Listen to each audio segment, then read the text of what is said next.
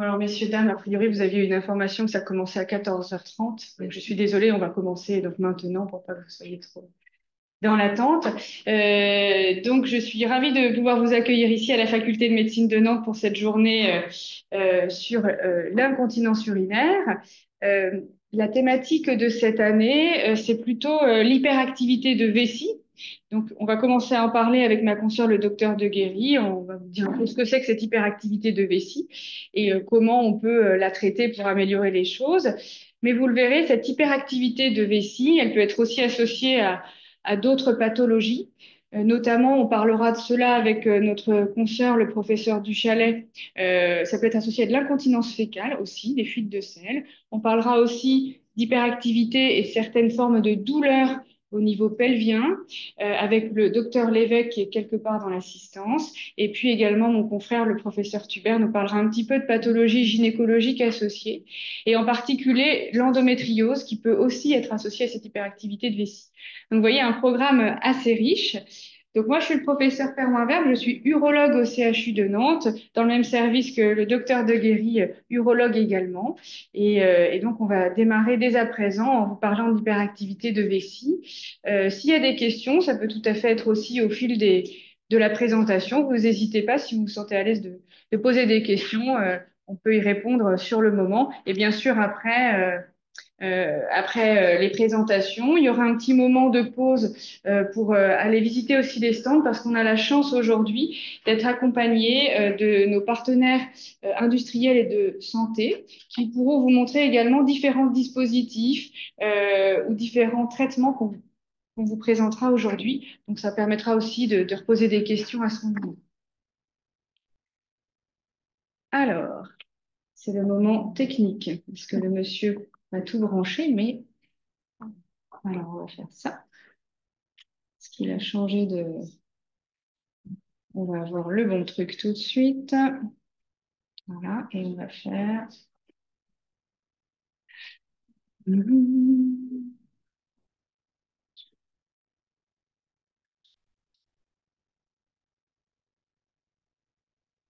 Donc, on les envoie comme ça. On va mettre en mode diaporama.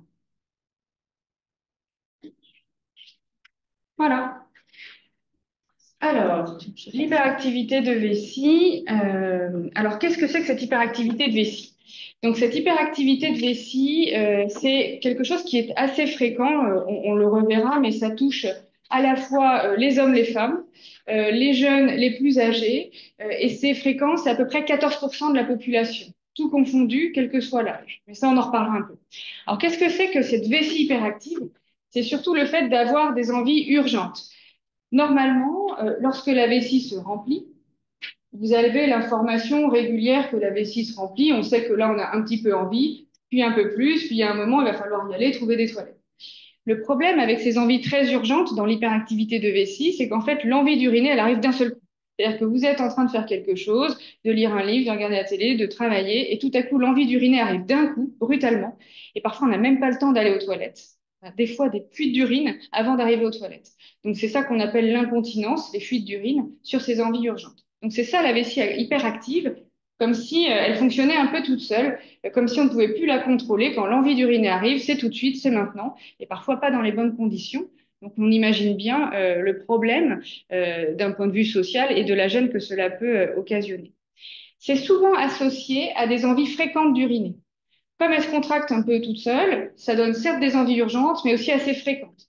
Parfois, on est obligé d'aller uriner toutes les heures et demie, la vessie, comme si c'était une petite vessie, comme si elle contenait pas beaucoup. Parfois même, ça réveille la nuit. On est réveillé la nuit par l'envie d'uriner. Ça, c'est assez souvent associé, d'accord? Comme si la vessie était plus capable de contenir les urines de façon appropriée, au moins 2 heures, pour qu'on soit tranquille. Alors ça, je vous le disais, c'est quand même assez fréquent. C'est à peu près 14% de la population, donc on va laisser comme ça, hommes et femmes. Donc vous voyez, en rose, c'est les hommes, les femmes, en bleu, c'est les hommes. C'est à peu près 14% au global, et plus on vieillit, plus la vessie vieillit aussi, et vers 70-75 ans, ces symptômes de vessie hyperactive, ça peut être jusqu'à 30%, 40%. Donc, il y en a un peu plus chez les personnes âgées, mais il y en a aussi chez des patients plus jeunes. Et nous, on a beaucoup de patients ou patientes qui ont 30 ans, 40 ans, et qui ont ces symptômes d'hyperactivité de vessie avec parfois des fuites d'urine. Et ça, c'est quand même très, très gênant dans la vie quotidienne. Alors, qu'est-ce qui peut aggraver un peu cette hyperactivité de vessie? C'est-à-dire, qu'est-ce qu'on peut déjà modifier un petit peu pour diminuer nos symptômes si on a cette hyperactivité de vessie? Alors ça, je pense que je vais rien vous apprendre. Ça paraît assez évident, mais le fait de boire du thé, du café, surtout en grande quantité, ça donne souvent envie d'aller faire pipi, mais ça peut donner des envies qui sont un peu plus urgentes. Il faut aller un peu plus vite aux toilettes. Donc le type de boisson peut impacter là-dessus. Ça peut jouer sur les symptômes. On a remarqué aussi que les sodas, le coca, Fanta, je donne des marques, je ne devrais pas, mais les sodas, les boissons pétillantes sucrées, ça énerve un peu la vessie. Ça la rend encore plus hyperactive si elle est déjà hyperactive. Après, ce sont des choses qu'on commence à mieux connaître maintenant. On sait que la vessie, c'est le cerveau qui la contrôle, c'est-à-dire que quand vous avez envie d'uriner, eh bien, c'est vous qui dites, OK, c'est parti, là, je fais pipi parce que je suis dans les bonnes conditions pour uriner. Mais effectivement, parfois, lorsqu'on a eu des traumatismes personnels, à la fois émotionnels, psychiques, on peut avoir des difficultés à contrôler nos émotions, mais aussi la vessie. Et on peut avoir une vessie hyperactive, ce type de symptômes-là, quand on a aussi ce genre de problématique. Donc, parfois, traiter mieux ces angoisses ou ces traumatismes, si je puis dire, ça peut aider aussi à améliorer cette hyperactivité de vessie. Et puis, alors ça, ce sont des choses qu'on connaît de mieux en mieux maintenant, et on en reparlera tout à l'heure. On sait qu'il y a des maladies ou des euh, comorbidités, comme on les appelle, qui peuvent être associées à l'hyperactivité de vessie et parfois l'aggraver. Donc, par exemple, le surpoids, le fait d'être en surpoids, ça peut aggraver l'hyperactivité de vessie.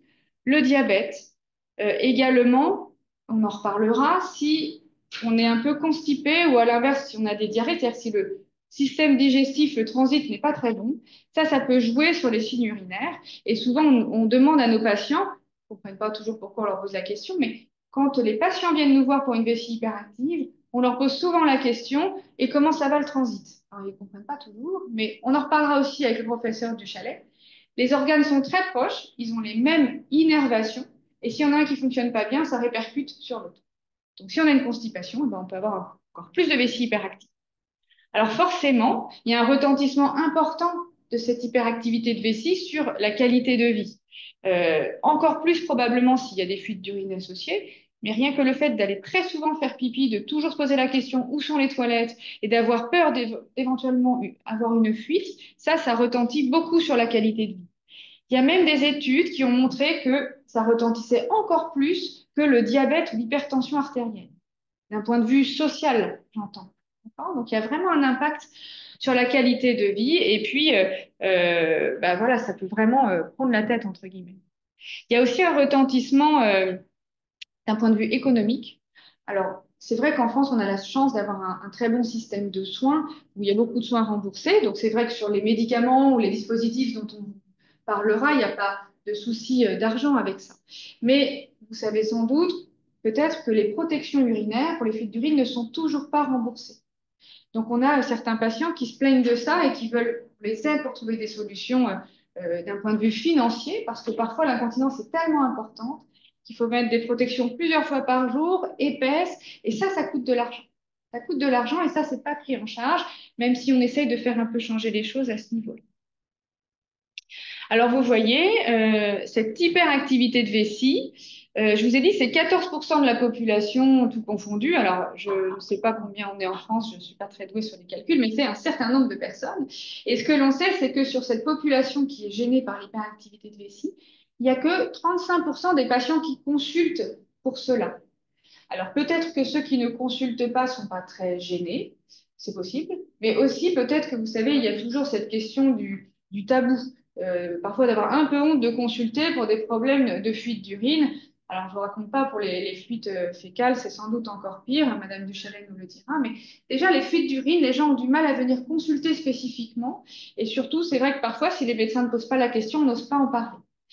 Donc voilà. Mais néanmoins, ce qui est bien, c'est que souvent, c'est quand même les médecins généralistes qui s'en occupent. Et puis après, bah, cette vessie hyperactive, elle peut être prise en charge par des médecins urologues comme nous, mais aussi gynécologues comme notre confrère, le professeur Tubert. Alors, il y a quand même quelque chose qui est très important, c'est que il faut se méfier de cette vessie hyperactive. Pourquoi on dit ça? Parce que les envies fréquentes, urgentes, parfois ça peut cacher quelque chose, parfois d'un peu plus grave. C'est-à-dire que si vous avez des envies urgentes, pressantes d'uriner et qu'il y a aussi du sang dans les urines, il faut quand même faire attention parce qu'on sait que certains polypes de vessie ou tumeurs de vessie, bah, c'est à l'intérieur de la vessie, ça irrite un peu la vessie, ça peut donner des symptômes de vessie hyperactive. Donc attention de ne pas juste se dire c'est une vessie hyperactive et c'est tout. Mais ça, c'est notre travail, j'allais dire, de spécialiste, d'urologue, d'aller justement s'assurer qu'il n'y ait pas quelque chose de grave, une tumeur de vessie notamment. Parfois, ça peut être aussi des cystites à répétition, mais en général, on sait que c'est des infections urinaires chez la femme, ça ressemble à cette vessie hyperactive, sauf qu'en général, ça dure pas très longtemps. Et puis, avec les antibiotiques, c'est traité. Donc c'est surtout ça qu'il faut vérifier. Attention à ce petit piège, mais qu'on, bien sûr, on va rechercher. Et puis, vous voyez, on peut faire des examens comme des cystoscopies. On regarde dans la vessie avec une caméra, comme vous voyez Sur la deuxième image. la Donc, ça deuxième fonctionne. image rose là. Et bien, on voit, c'est comme cette petite fraise un petit peu à l'intérieur de la vessie. Ben, ça, faut la retirer parce que ça ressemble à une tumeur. Mais ça peut donner l'hyperactivité vessie. Alors après, bah, effectivement, ce qui compte quand on évalue les choses, c'est de savoir à quel point le patient est gêné, parce que c'est ça qu'on va vouloir améliorer. Donc souvent, une bonne façon de savoir comment les personnes sont gênées, c'est de leur dire entre 0 et 10, comment vous êtes gêné. 0, ça me gêne pas du tout, et 10, c'est épouvantable, ça me gâche la vie au quotidien. On a un chiffre de départ et puis le but avec nos traitements, c'est de faire diminuer ce chiffre pour qu'il y ait une gêne beaucoup plus acceptable, voire plus de gêne beaucoup du tout si on est capable d'améliorer complètement les choses. Alors, on peut s'aider de petits outils aussi. Alors, je vais vous expliquer un peu ce que c'est cela. C'est un outil qu'on appelle un calendrier mictionnel, un calendrier des pipis. En fait, l'idée, c'est qu'on essaye de voir avec les personnes qui consultent pour cette hyperactivité de vessie, à quelle fréquence ils y vont, est-ce que c'est vraiment toutes les heures et demie, et puis d'essayer de voir aussi avec eux combien ils boivent, parce que on sait qu'il y a des types de boissons qui favorisent, mais parfois on va très souvent faire pipi parce qu'on boit beaucoup. On s'en rend pas toujours compte, et on peut faire ce genre de petits exercices. Vous voyez, c'est sur 2 jours, on note à quelle heure on fait pipi. À chaque fois qu'on fait pipi, on note l'heure, donc ça nous donne une idée un petit peu de la fréquence, de façon assez simple. Et puis, là, ça devient un peu plus compliqué à faire dans la vraie vie. On note le volume uriné. Ça permet de savoir combien la vessie elle est capable de contenir dans la vraie vie. Quelle est sa capacité à contenir des urines. Alors ça, c'est pas facile à réaliser. Ça veut dire que quand on le fait, il faut faire pipi tout le temps dans un verre mesureur de cuisine, vous savez.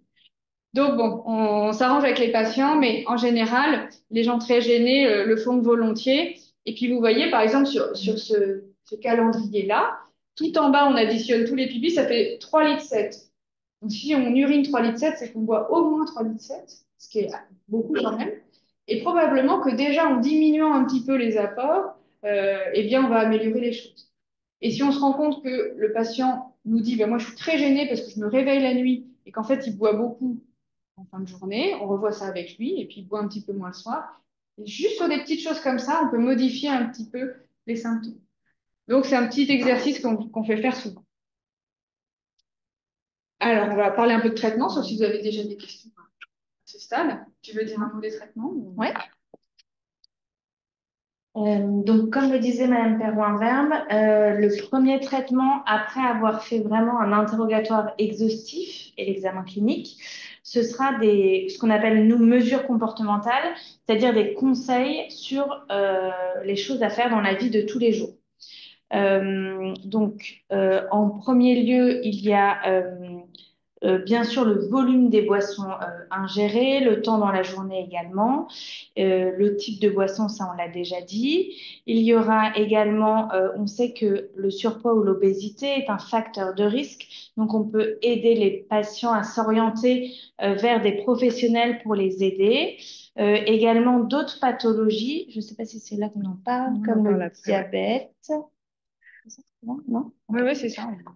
Qu'on peut, qui s'ils sont déséquilibrés, vont augmenter les symptômes de vessie. Voilà. Ça, on l'a déjà dit tout à l'heure. Voilà. Ça, Tu veux c'était le un mot. rajouter? Oui, oui. C'était aussi juste un mot sur quelque chose, un autre exercice qu'on peut faire, qu'on appelle du réentraînement. Ils sont cachés, les titres, mais on va essayer de faire autrement. Je vais essayer de déplacer. Bon. En tout cas, on peut aussi essayer de faire du réentraînement avec sa vessie. Parce qu'on l'a vu, quand on va uriner souvent, on a fait le petit exercice, le calendrier, puis on se rend compte que, alors là, effectivement, on y va très souvent et la vessie, elle n'arrive pas à contenir plus que 100, 150 millilitres. C'est pas beaucoup. On va essayer de la réentraîner pour qu'elle arrive à de plus en plus contenir plus. Ça a été vraiment démontré, prouvé que ça peut aider sur les symptômes.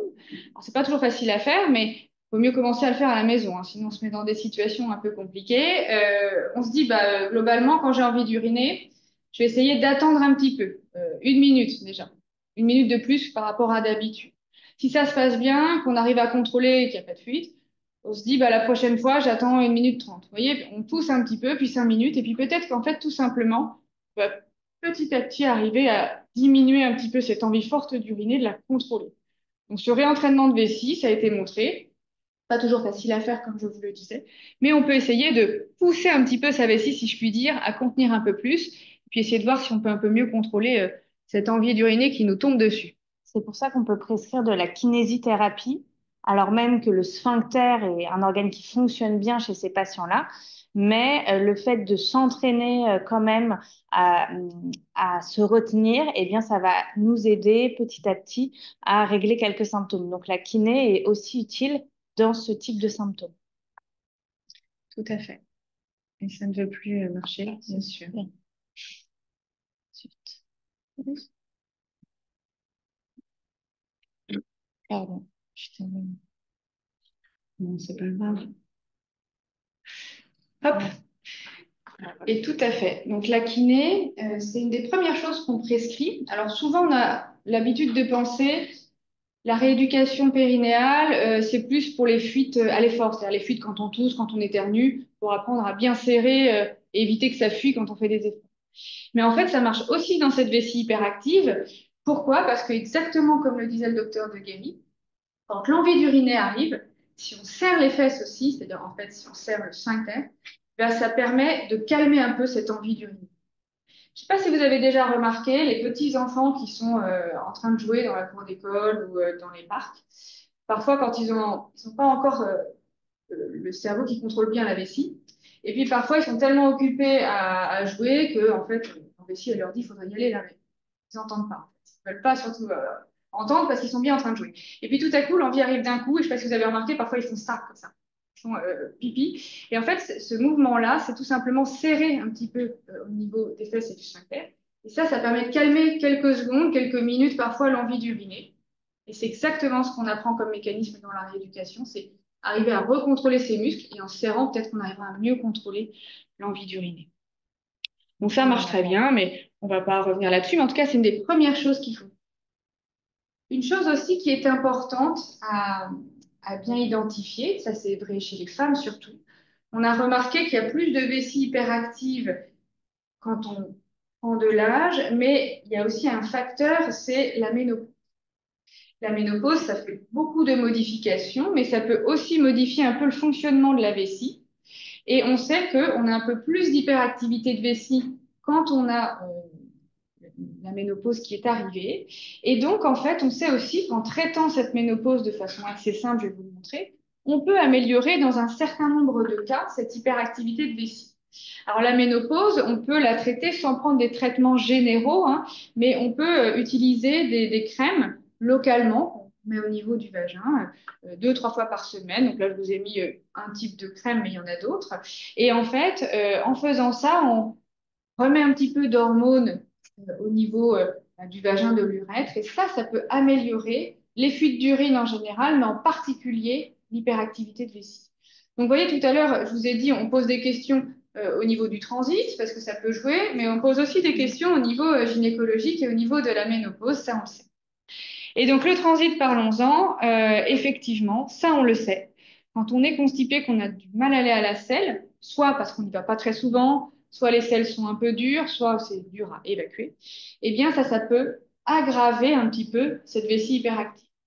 Et on aura beau traiter bien la vessie hyperactive, si on ne traite pas la constipation, ça ne sera pas parfait sur les symptômes urinaires. Donc, on donne des conseils, mais hyper simples, que vous connaissez sans doute.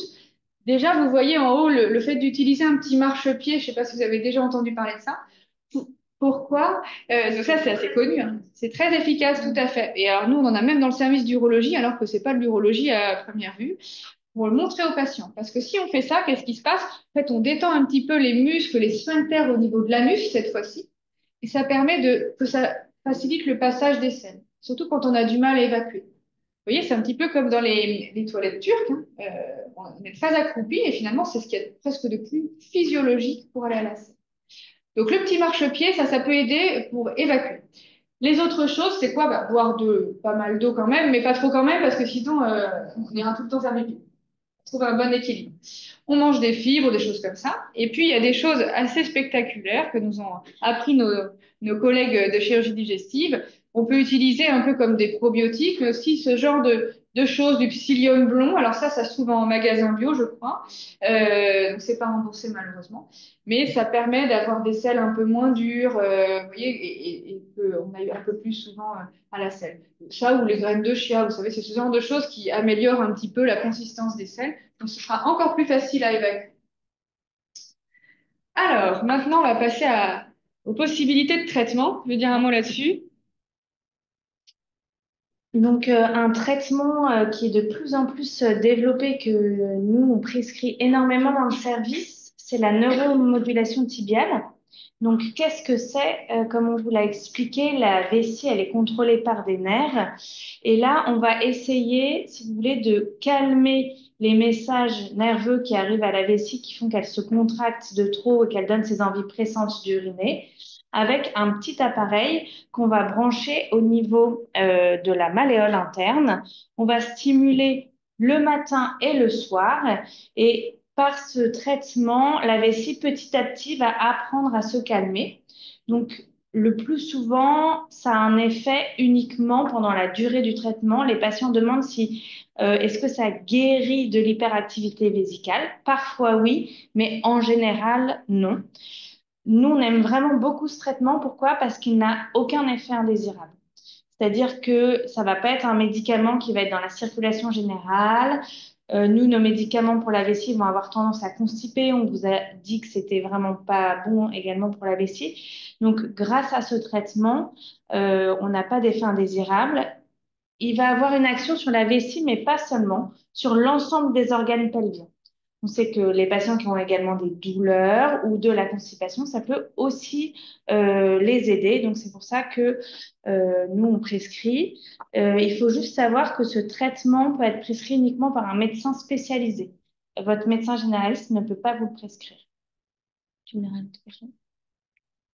Oui, alors je rajoute juste une petite chose parce que, vous voyez, je vous ai mis une petite photo d'un monsieur asiatique. Ça, c'est juste pour vous dire que, en fait, ça vient de l'acupuncture, ce traitement-là. C'était des points d'acupuncture derrière la cheville. Alors vous allez me dire, et c'est ce que disent souvent les patients, mais quel est le rapport entre la cheville et la vessie?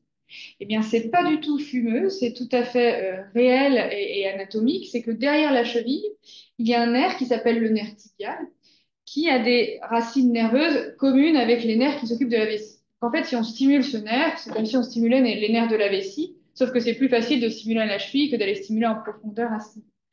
Et donc, ça, c'était dans l'acupuncture, on avait bien vu qu'en stimulant ces points spécifiques, SP3, là, eh bien, les gens allaient beaucoup mieux aussi d'un point de vue urinaire. C'est comme ça qu'on a compris comment ça fonctionne.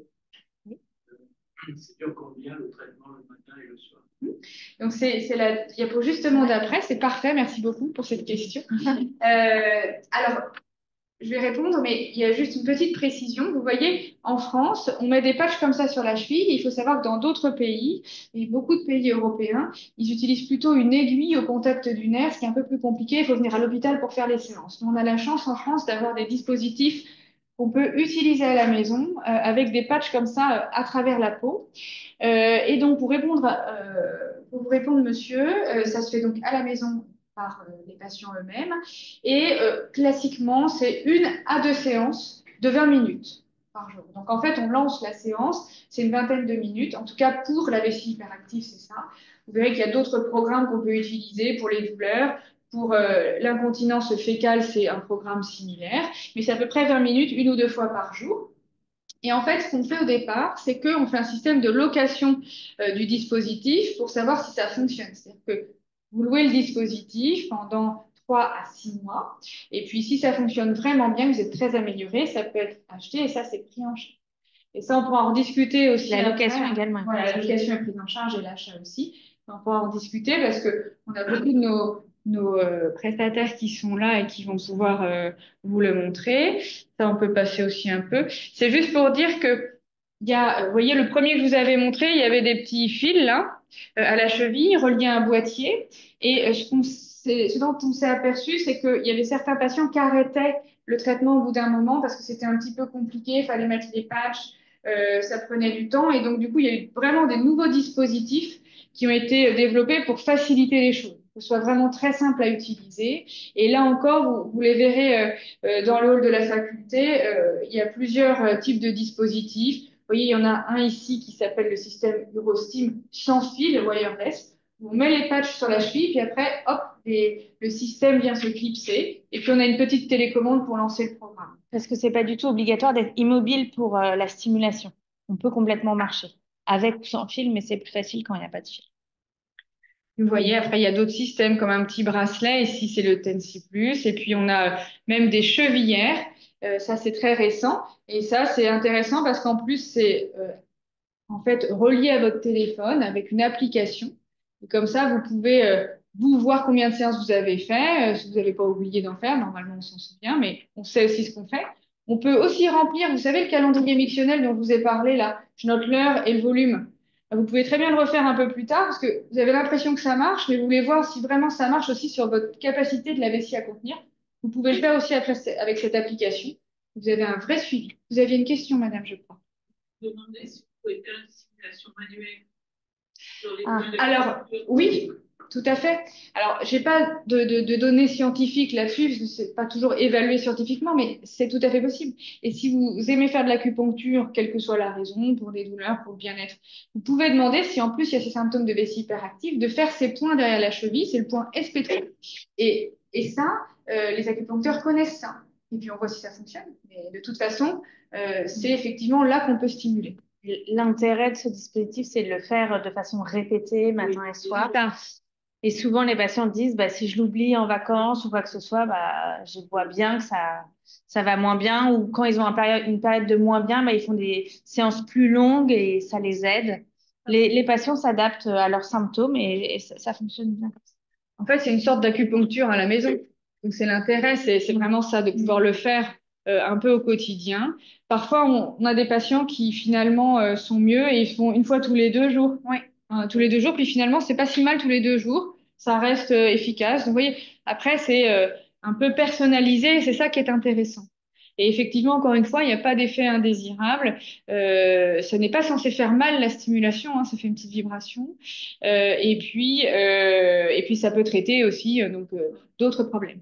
Je l'ai pas mis là, mais il y a quand même quelques contre-indications ou précautions. Ce que vous devez surtout retenir, c'est il y a certains types de pacemakers où les cardiologues sont un petit peu frileux à ce qu'on utilise la stimulation. Pourtant, c'est quand même très loin du pacemaker. On ne doit pas avoir d'interaction, mais voilà, faut en discuter avec le cardiologue, mais ça n'est pas forcément. Voilà. Alors, la stimulation, c'est ce qu'on prescrit de plus en plus, mais on a aussi des médicaments pour calmer cette vessie hyperactive, qu'aujourd'hui on prescrit plutôt après la stimulation. C'est vrai que de plus en plus on prescrit d'abord cette stimulation. Pourquoi? Parce que les médicaments il fonctionne, mais le souci, c'est quand même pour certains patients, pas pour tous, que parfois il y a des effets indésirables. Et notamment, ça peut créer de la constipation. Alors ça nous embête parce qu'on a dit, on va améliorer un côté, puis détériorer l'autre avec ces soucis communs. Et puis ça peut donner la bouche sèche, les yeux secs. Mais bon, ça fonctionne et ça peut fonctionner en deuxième intention. Donc ça, c'est des médicaments anticholinergiques qui calment la vessie. Il y a d'autres types de médicaments qui augmentent la relaxation et des nouveaux médicaments qui ne sont pas encore remboursés, probablement mieux tolérés, mais cette année, on devrait avoir des nouveaux médicaments de ce type-là. Donc, on reverra ça. Et effectivement, voilà, on peut utiliser les médicaments en deuxième intention. Et puis après, ce qui se pose comme question, c'est imaginer quelqu'un qui a toujours cette vessie hyperactive, qui va souvent uriner. Parfois, c'est tellement urgent qu'on se fait pipi dessus. On a essayé la stimulation, les médicaments, la rééducation, traiter la constipation, on a traité la ménopause, on a tout bien fait. On arrête de boire du café, du soda, et malgré tout, ça continue et ça nous gêne. Eh bien, qu'est-ce qu'on peut faire après? Et c'est là qu'on va discuter d'autres thérapies, et puis notamment cette fameuse neuromodulation sacrée dont on voulait un peu parler en particulier aujourd'hui, parce qu'elle est intéressante pour la vessie et puis aussi pour les autres organes pelviens, on y reviendra. Alors, qu'est-ce que c'est que cette neuromodulation sacrée? Ça ressemble un petit peu à ce dont on a parlé, la stimulation tibiale, sauf que là, on va aller directement stimuler les nerfs qui s'occupent de la vessie. Donc, vous voyez ici, on voit le sacrum, l'os du sacrum. Et en fait, ce qui est jaune ici en dessous, c'est les nerfs sacrés. Et c'est eux qui contrôlent la vessie, qui permettent de nous renseigner sur le fait qu'elle se remplit, et puis aussi quand on doit la contracter pour vider. Eh bien, avec cette neurostimulation sacrée, on va mettre une petite électrode. Vous voyez en haut, on met une petite électrode à travers la peau. On pique à travers la peau. Alors bien sûr, là, pour ça, il faut être au bloc opératoire. C'est pas obligatoirement sous anesthésie générale, mais c'est pas très agréable quand même, confortable. Plus confortable d'être endormi, mais là, par contre, il faut être au bloc opératoire. Et en fait, avec la radio, on va regarder où est le sacrum, où est le trou sacré. On met la petite électrode et puis on vérifie qu'elle est bien positionnée. Alors, c'est une thérapie qui est très intéressante parce qu'on va tester si ça marche avant de la laisser définitivement. D'accord? Donc, on fait une période de test. Comment ça se passe? C'est l'image qui est tout en haut. Alors, en fait, on a une électrode qui est dans le sacrum, au niveau des nerfs. Et puis, c'est relié à une petite ceinture avec comme si vous aviez une pile à l'extérieur qui stimule en profondeur vos nerfs, en fait, qui vous aide à recontrôler votre vessie. Ça dure pendant 15 jours, 3 semaines, parfois un peu plus. Et on vous revoit pendant cette période-là et on se dit, est-ce que ça marche? Est-ce que vous êtes mieux? Et si vous êtes beaucoup mieux, eh bien, on enlève toute la ceinture, tout ce qui était à l'extérieur, et on vient mettre une petite pile sous la peau des fesses, comme un pacemaker de la vessie. Donc après, il n'y a plus rien à faire. C'est-à-dire que le pacemaker, neuromodulateur, il contrôle la vessie avec des petites impulsions électriques au niveau de l'électrode. En permanence, vous n'avez plus rien à faire. Alors, vous pouvez quand même contrôler, je vais vous remontrer parce que vous avez une petite télécommande pour modifier ça. Bon, voilà, ça c'est au bloc opératoire, vous voyez, hop, on pique. Et donc, ce qui est très intéressant avec ces dispositifs, c'est que ce sont des dispositifs qu'on peut contrôler. Et ça, c'est juste pour vous montrer les piles en question qu'on peut mettre sous la peau. Alors, la première, celle qui est tout en haut, elle est grosse comme ça, à peu près. On fait à peu près la même chose. Ouf, on est raccord. C'est plus gros que ça, plus gros qu'une deux pièces de 2 euros. Ouais, c'est un petit peu plus gros, mais après on pourra vous les montrer aussi pour que vous vous rendiez compte de la taille. Et alors c'est vraiment haut de la fesse, ça se voit pas quand on est en sous-vêtements, c'est vraiment sous les sous-vêtements, donc à la plage on voit rien. Et puis on la sent pas spécialement quand on appuie, on sent un petit peu, mais voilà, c'est quand même une taille qui est relativement bien. Et ce boîtier du haut, alors maintenant il a changé de nom, peu importe. C'est une pile qui dure à peu près au moins 10 ans. Alors, c'est une pile, donc forcément, au bout d'un moment, les batteries s'épuisent. Mais celle-ci, c'est au moins 10 ans. Et puis, comme on suit les patients, si au bout d'un moment, ça marche moins bien, on reprend juste l'incision et on change la pile. Ça paraît un peu drôle de dire ça, mais on change la pile sous la fesse. Voilà. Et puis, il y a des systèmes, vous voyez, beaucoup plus petits qui sont arrivés récemment, qui sont de la taille d'une petite clé USB. Alors, ils sont plus petits parce que ce sont des piles rechargeables, donc elles n'ont pas besoin d'être aussi grosses. Elles sont rechargeables, elles durent un peu plus longtemps, 15 ans. Et simplement, bah, si on veut ce type de pile un peu plus petite, bah, il faut accepter qu'on doit la recharger. Donc, comment on fait pour recharger une pile qui est dans notre corps? Eh bien, on se met une ceinture autour et il y a un chargeur qui va, vous savez, par induction, charger la pile. Et voilà un peu les nouvelles technologies qu'on a depuis quelques années. Donc, on se transforme un peu en homme augmenté, mais c'est vraiment très bénéfique. Et vous voyez, après, on discute, il y a des gens qui veulent pas du tout charger, qui veulent plus rien faire, donc on met la pile standard dont on a parlé. Et ce qui est intéressant, c'est que tout ça, c'est compatible aussi avec les IRM. Ça, c'est souvent des questions de nos patients. Vous savez, à chaque fois qu'on met un dispositif, un implant, c'est est-ce que ça va pas sonner quand je vais aller au supermarché, à l'aéroport, et est-ce que c'est compatible avec les examens d'imagerie? Alors sur l'imagerie, aucun problème, IRM compatible, de la tête aux pieds, scanner. Quand on fait des chirurgies, on fait attention, on l'éteint avant, ça c'est pas un souci. Le supermarché, ça va pas biper si vous allez au supermarché, il n'y a pas de problème. Par contre, à l'aéroport, c'est des portiques un peu différents de haute sécurité. Là, ça peut biper. Mais de toute façon, vous avez une carte de porteur qui permet de dire que vous avez un stimulateur. Voilà. Et puis, vous le commandez. Vous avez une télécommande si vous voulez l'éteindre, le monter. Donc ça, c'est une possibilité de traitement. Il y a autre chose que vous connaissez sans doute, mais peut-être pas pour la vessie, c'est le Botox. Alors, je ne devrais pas dire Botox, parce que Botox, c'est un nom de marque, mais c'est souvent ce que les gens connaissent. Le Botox qu'on utilise pour les rides, ça fait quoi le Botox? En fait, c'est quand on l'injecte, ça paralyse. Vous savez, d'ailleurs, il y a des dames qui font un peu figées quand elles ont fait trop de Botox, elles n'arrivent plus à sourire vraiment naturellement. Mais en tout cas, l'idée, c'est de faire pareil dans la vessie. On peut mettre de la toxine botulique, et une des marques, c'est le Botox, dans la vessie. Et en faisant ça, en fait, on va calmer la vessie qui se contracte un peu parce qu'on la paralyse, pareil. Et puis, on calme les envies urgentes pressantes. Cette toxine, on n'est pas obligé d'aller au bloc opératoire pour le faire. Donc, ça peut se faire dans nos salles de consultation, mais il faut regarder dans la vessie. En fait, on rentre dans la vessie avec une petite caméra, comme vous voyez sur le schéma du dessous. Et puis, avec une petite aiguille, on va piquer l'intérieur de la vessie. Alors, bien entendu, la vessie a été anesthésiée avant, que ça pique un petit peu quand même. Donc, on anesthésie la vessie pendant 20 minutes, une demi-heure avant. On pique dans la vessie, on met la toxine un peu partout, et puis après, on voit si ça fonctionne. Au bout de 15 jours, ça commence à fonctionner. Ça fonctionne extrêmement bien. Mais il y a toujours des mais hein, dans les choses qu'on peut proposer, mais parfois, ça paralyse tellement la vessie qu'elle peut avoir du mal à se vider. Donc certes, on n'a plus les envies urgentes, pressantes, on peut se retenir 3-4 heures sans problème, mais parfois c'est plus difficile d'uriner, il faut pousser et voir, elle se vide pas très bien. Et c'est rare, c'est dans un faible nombre de cas, hein, c'est moins de 5%, mais parfois les patients sont obligés pour vider leur vessie de faire de l'autosondage. On met une petite sonde dans la vessie pour la vider. Ce qui n'est pas forcément un souci, quand on discute avec certaines de nos patientes, elles ont été, ou patients d'ailleurs, on peut pas dire, parce que j'ai dit c'est les hommes et les femmes. Avec nos patients, en général les patientes, ils ont tellement été embêtés par leurs envies fréquentes, urgentes, parfois les fuites, à tout le temps chercher les toilettes, porter des protections, que finalement, vider sa vessie avec une petite sonde, mais pouvoir aller faire ses courses tranquillement, pouvoir avoir une vie normale, sans savoir chercher où sont les toilettes et puis avoir de fuites, c'est pas très grave de se sonder par rapport à tout le confort qu'ils ont. D'accord? Mais bon, c'est toujours une discussion à chaque fois à avoir. Alors, les infections urinaires avec le sondage, vous voulez dire?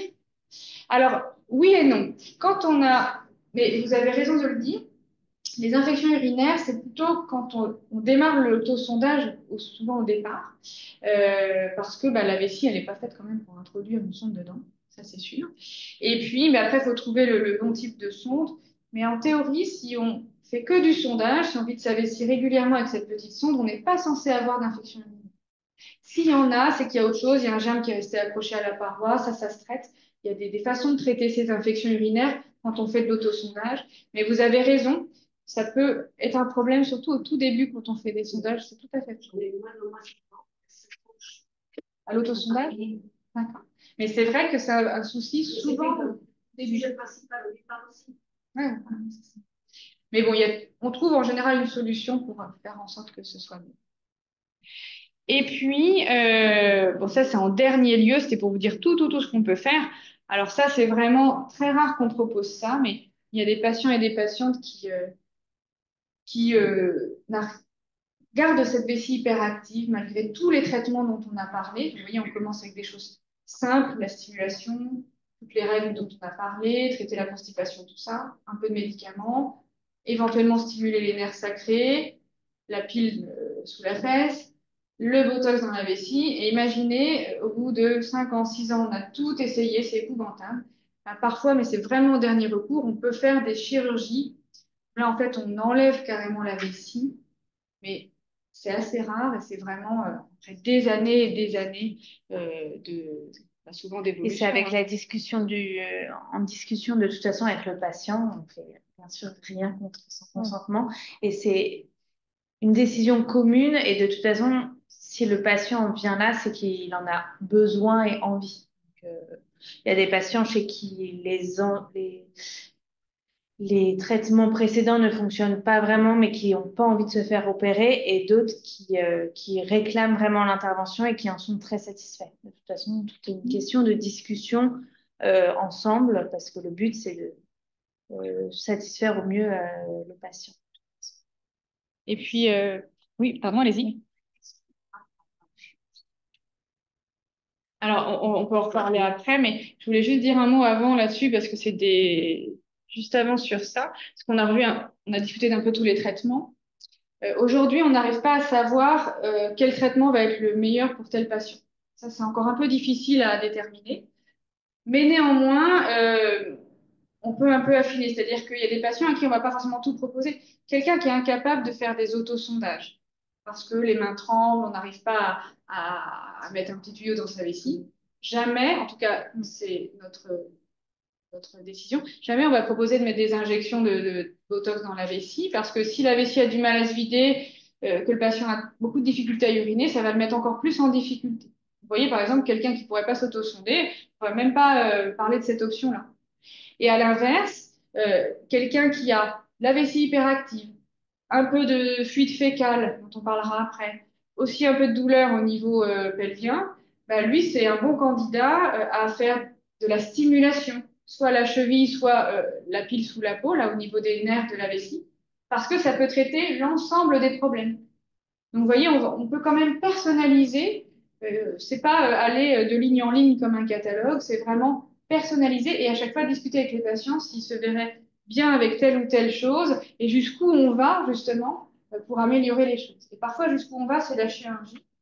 Et alors, quels sont les inconvénients? Alors, c'est un peu compliqué de parler de tout ça, mais vous voyez, on peut faire des choses. Et là, je vous dis, hein, c'est vraiment quand on a tout fait et que c'est une discussion avec les patients. Et parfois, il y a des patients qui finalement disent, je n'en peux plus, enlevez-moi ma vessie. Et par exemple, on fait comme une stomie urinaire, vous voyez ce qu'on voit au niveau de la peau. Et là, on va adapter sous les vêtements une poche qui recueille les urines. Les urines s'écoulent directement dans cette poche qu'on vide régulièrement. Il n'y a plus de fuite d'urine par en bas, mais c'est sûr que ça nous change le corps. On a une poche. Donc, il y a toujours des inconvénients aussi à ça. Et tout le monde ne sera pas prêt à avoir ce type de chirurgie. Et puis, il y a d'autres patients qui veulent pas du tout de poche, mais la vessie est donc malade, hyperactive, elle ne répond pas aux autres traitements. Parfois, on fait des remplacements de vessie, en tout cas, on les agrandit avec de l'intestin. C'est le dessin qu'on a fait là. En fait, on prend un petit morceau d'intestin, on fait une poche avec cet intestin et on vient le greffer, entre guillemets, sur votre vessie. Et ça permet que la vessie, eh ben, finalement, elle va avoir une plus grande capacité. Ça va être moins embêtant. On n'aura pas envie d'uriner toutes les heures et demie, plus ces envies urgentes. Mais là aussi, parfois, cette vessie se vide pas très bien toute seule. L'intestin, il n'est pas fait pour être là. Et du coup, bah, parfois, on doit faire de l'autosondage aussi pour vider sa vessie, mettre une petite sonde. Donc là encore, ça revient à la discussion tout à l'heure. Quelqu'un qui ne peut pas faire d'autosondage, on ne va pas lui proposer un agrandissement de vessie. Vous voyez, c'est toujours une discussion jusqu'où on va, mais on fait toujours étape par étape avec une réévaluation des choses. Je voulais rajouter Oui, juste, bien sûr.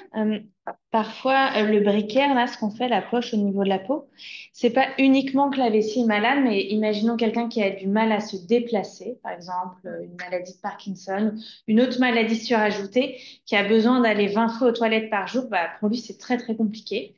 Et il va trouver ça beaucoup plus confortable d'avoir une poche à vider 3 fois dans la journée et de pas avoir à faire ces déplacements avec le risque de chute à chaque fois. Donc, c'est vraiment, comme disait Madame Perwan-Verbe, il faut adapter à chaque patient, chaque besoin. Voilà. Il n'y a pas une seule façon d'être soulagé, guéri. Et puis, je crois que j'ai rajouté une petite chose. Donc voilà, ça c'était juste pour conclure un petit peu. Donc finalement, cette hyperactivité de vessie, c'est fréquent. 14% de la population, hommes, femmes, plus jeunes, moins jeunes, un peu plus quand on est un peu plus vieux, mais c'est tout le monde. C'est un vrai tabou, encore, même si c'est de mieux en mieux, mais les gens ont toujours un peu de mal à en parler et à venir consulter pour ça, alors que c'est un vrai retentissement, on l'imagine bien, sur la qualité de vie au quotidien. Et donc, il faut quand même éliminer qu'il n'y ait pas des choses qui irritent la vessie, hein. On a vu le polype de vessie, des choses comme ça. Et puis après, on peut discuter ensemble d'un plan de traitement qui sera adapté à chacun. Et puis, ce que je voulais mettre là pour la transition, et c'est un peu compliqué, il y a plein d'informations, mais toujours se dire, est-ce qu'il n'y a pas des choses que je peux améliorer? Est-ce que si je suis en vert, là, avec des troubles digestifs, de la constipation, je peux les améliorer? Est-ce que si je suis en violet tout en haut avec une ménopause, voire même une andropause, c'est l'équivalent de la ménopause chez l'homme, ben, on peut juste traiter ça, les symptômes de la ménopause, et ça peut améliorer les choses. Si je suis un peu angoissée, un peu déprimée, mon cerveau contrôle un peu moins ma vessie. Le fait d'être traité à ce niveau-là aussi, ça peut améliorer les choses. Vous voyez, on doit vraiment aussi s'assurer qu'on a bien traité tout ça quand on traite un patient qui a une hyperactivité de vessie. Et donc, on a un peu de temps pour les questions, bien sûr, on est là pour ça. Euh, L'utilisation de la stimulation électrique est-elle plutôt à prévoir avant un grattage prostatique ou après? C'est une excellente question. Si. Pourquoi c'est une excellente question? Parce que, effectivement, un certain nombre d'hommes peuvent avoir une hyperactivité de vessie. On en a parlé, donc des envies urgentes, fréquentes, et se lever la nuit pour faire pipi. La vraie question, c'est est-ce que c'est la prostate qui est responsable ou pas? Bah, parfois, pas forcément. Ce que je vous ai dit, c'est que l'hyperactivité de vessie, ça peut être que c'est une maladie en soi. Et toute la question, ça va être de se dire, est-ce que la prostate est responsable de ça? Parfois, elle l'est parce que elle est un peu grosse. On a aussi parfois du mal à faire pipi. Mais chez quelqu'un qui n'a pas du tout de mal à faire pipi, qui a un très bon jet, un homme, hein, mais qui se lève la nuit et qui va souvent faire pipi dans la journée, ben, il faut plutôt traiter la vessie hyperactive en premier. On n'est pas du tout sûr que la prostate a un rapport avec les symptômes. Donc, on peut faire de la stimulation tibiale, des médicaments, etc. J'ai envie de dire, ça coûte rien d'essayer en premier lieu les traitements de la vessie avant un grattage de prostate. Parce On que peut faire exactement. Parce que le grattage de prostate, il va améliorer une chose avec certitude, c'est le jet. Si le jet n'est pas très bon, il se passe un truc dans le tuyau, c'est-à-dire que ça appuie un peu, le fait de gratter, ça va améliorer le jet.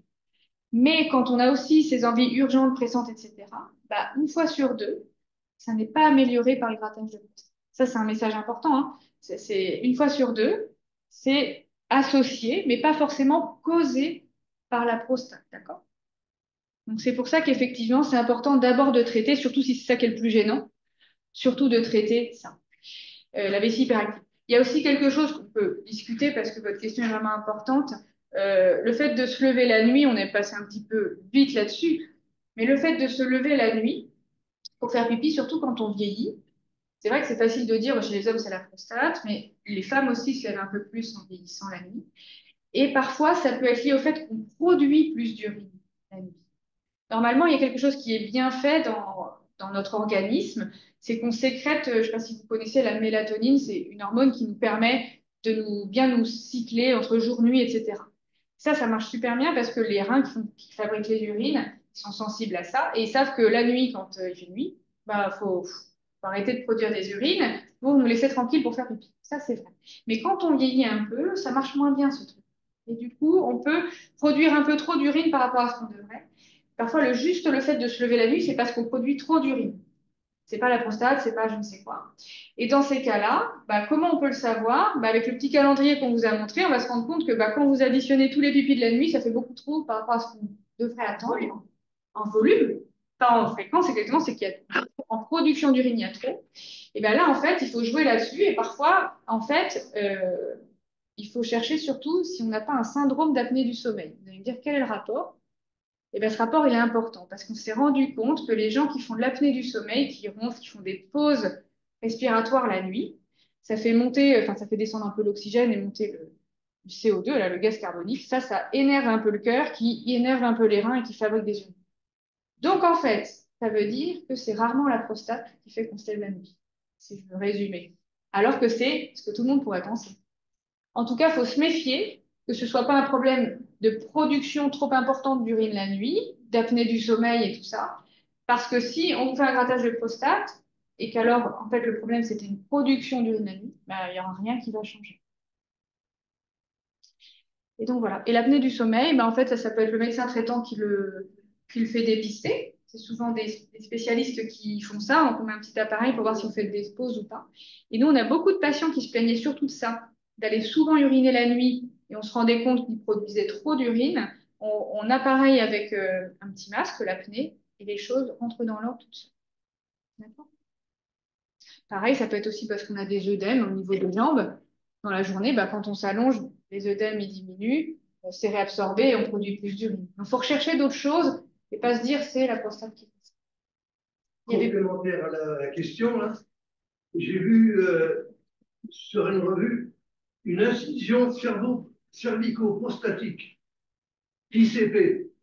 Alors, ça, Qu'est-ce que c'est? C'est un peu comme le grattage de prostate, mais à minima, si vous voulez. On va juste ouvrir le haut de la prostate sans enlever de matière, en se disant que c'est simplement le haut de la prostate qui va trop bomber dans la vessie, qui va venir gêner la vidange de la vessie. C'est exactement le même principe que le grattage de prostate, mais à minima, si vous voulez. C'est ça. Sur la valve de sortie, en somme. En fait, là, voilà. la vessie, elle est là. Et là, le grattage, c'est dans cette partie-là. Tout ce qui est en dessous de la vessie, on va se dire, ça doit être bloqué. Donc ça, c'est vrai, surtout quand on a un jet qui est faible, du mal à faire pipi. Ça peut être le plus souvent chez l'homme quand même qui vieillit, c'est la prostate qui est ici, cette glande prostatique qui bombe un petit peu, d'accord, qui rétrécit le canal. Et ça, en grattant par l'intérieur, bah, ça va améliorer les choses sur le jet, pas forcément le reste. Et l'incision au niveau du col, c'est ce qu'expliquait ma collègue. Le col, c'est un petit peu au-dessus, là. C'est-à-dire qu'on élargit plutôt cette partie-là. D'accord? Oui. Donc, on fait un geste on enlève un obstacle, mais à minima. D'accord? Mais ça, c'est exactement pareil que pour gratter la prostate. Ça a un sens surtout si vous avez, enfin, en gros, si vous avez que de l'hyperactivité de vessie que vous vous levez la nuit, il faut attendre avant de faire ça et essayer d'abord des traitements de la vessie. Par contre, si vous avez un jet faible, que c'est difficile, ça peut être tout à fait le lieu d'aller faire ça. Je l'avais demandé au CHU, il y a 3 ans, ils n'étaient pas au courant. Ah, il faudra qu'on revoie ça. Très bien. Est-ce que vous avez d'autres questions? Oui, monsieur. Les appareils de stimulation? Ce que peut nous rapporter les patients pour la neuromodulation, donc la pile, c'est que parfois, c'est plutôt une gêne, je vais dire, qui sentent trop la stimulation. C'est comme quand vous avez des fourmis dans la jambe. Et ça, ils le sentent, ils sentent la vibration. Donc, ça va être ressenti plutôt comme une gêne. Après, ça peut être, c'est un matériel, un corps étranger. Donc parfois, ça peut s'infecter. Le traitement, c'est d'aller retirer la pile pour attendre un petit peu et après en remettre une nouvelle. Après, ça ne va pas du tout avoir des effets sur l'ensemble du corps, si vous voulez, comme pourrait avoir des médicaments ou, par exemple, une chirurgie, c'est beaucoup plus important comme traitement. C'est pour ça que c'est vraiment les thérapeutiques, on va dire, nerveuses, c'est des choses que nous, on aime beaucoup prescrire aux patients parce qu'on trouve ça vraiment très positif et sans trop d'effets négatifs. Ouais. Pour les sortir qui va venir, qui ouais. Oui. Sur la cheville, est-ce qu'on ressent des petits picotements Ouais, un petit peu au début. Pour tous les systèmes de stimulation, on peut ressentir une petite vibration, un petit picotement, mais c'est très léger et ça ne doit vraiment pas faire mal. compatible avec le bracelet électronique? Ah. Alors ça, je ne me suis pas renseignée. Je pense qu'il n'y a pas de contre-indication. Il faut juste se mettre de l'autre côté, du coup, mais a priori, il n'y a pas de contre-indication particulière à ça.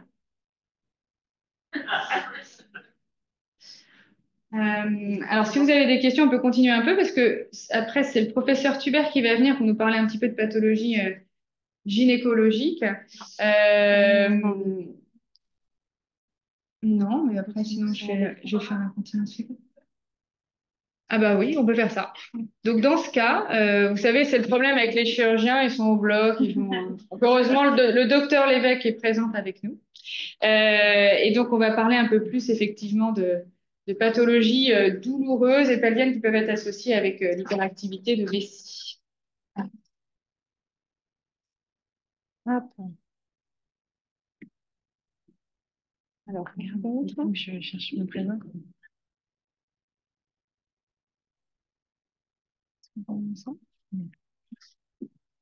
Alors, la première. C'est ça? Oui.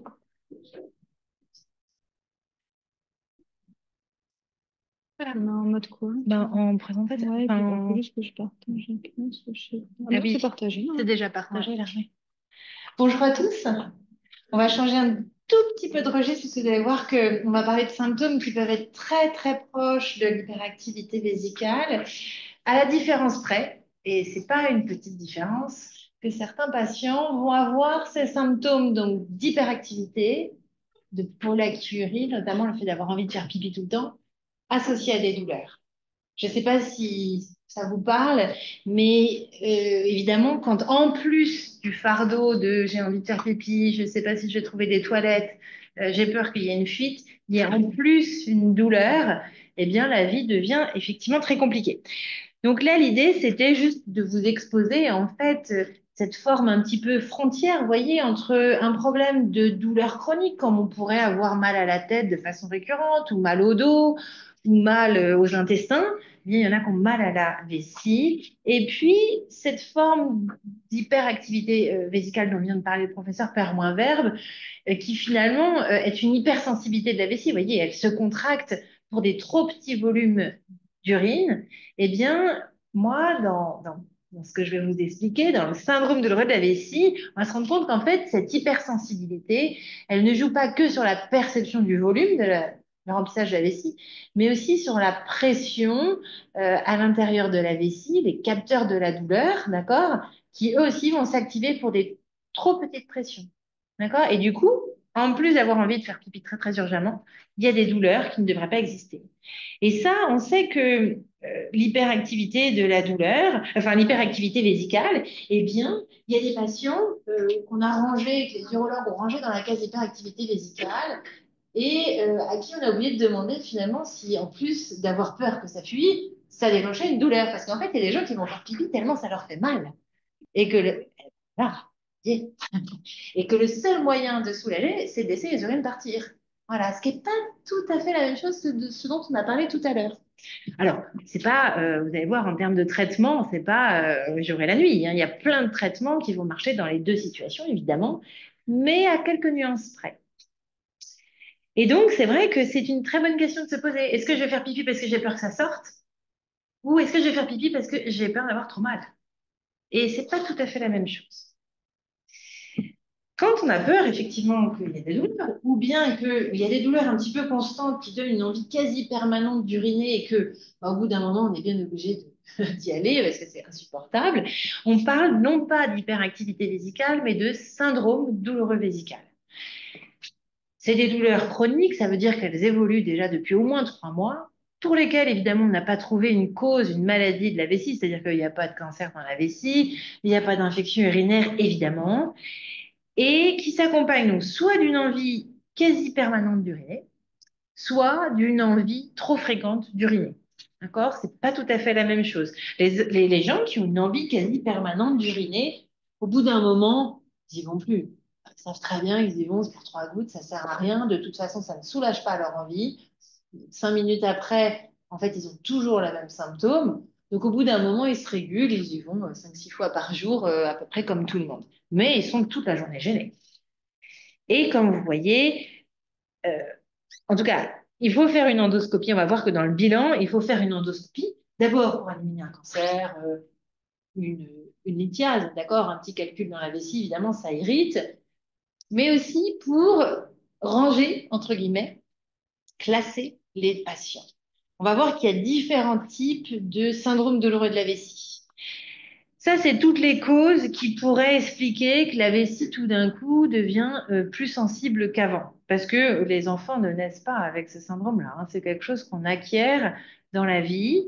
Souvent, c'est après des épisodes d'infection urinaire. Donc, on voit pas mal ça chez la jeune femme qui débute sa vie sexuelle, parce que ça crée des infections urinaires au départ. Et puis, on voit ça après, plutôt vers la ménopause, parce que modification de la flore, c'est bien la sécheresse. Et donc, pareil, réinfection urinaire. Et ça peut donner derrière un syndrome douloureux de la vessie. Hein, vraiment comme un symptôme d'infection urinaire qui perdure dans le temps, alors même qu'il n'y a pas d'infection des urines. On pense que ça pourrait être lié à la paroi qui a été abîmée. Euh, la paroi vésicale, il faut bien comprendre qu'à la surface, il y a une sorte de gel, d'accord, qui protège finalement les cellules de la vessie que vous voyez ici, là, qui sont des cellules qui savent s'écarter pour évidemment simplifier, d'accord, c'est bien que ça se déploie une vessie. Et la petite couche bleue, c'est du gel qui isole finalement les urines de ces cellules et qui permet de ne pas ressentir trop l'acidité des urines.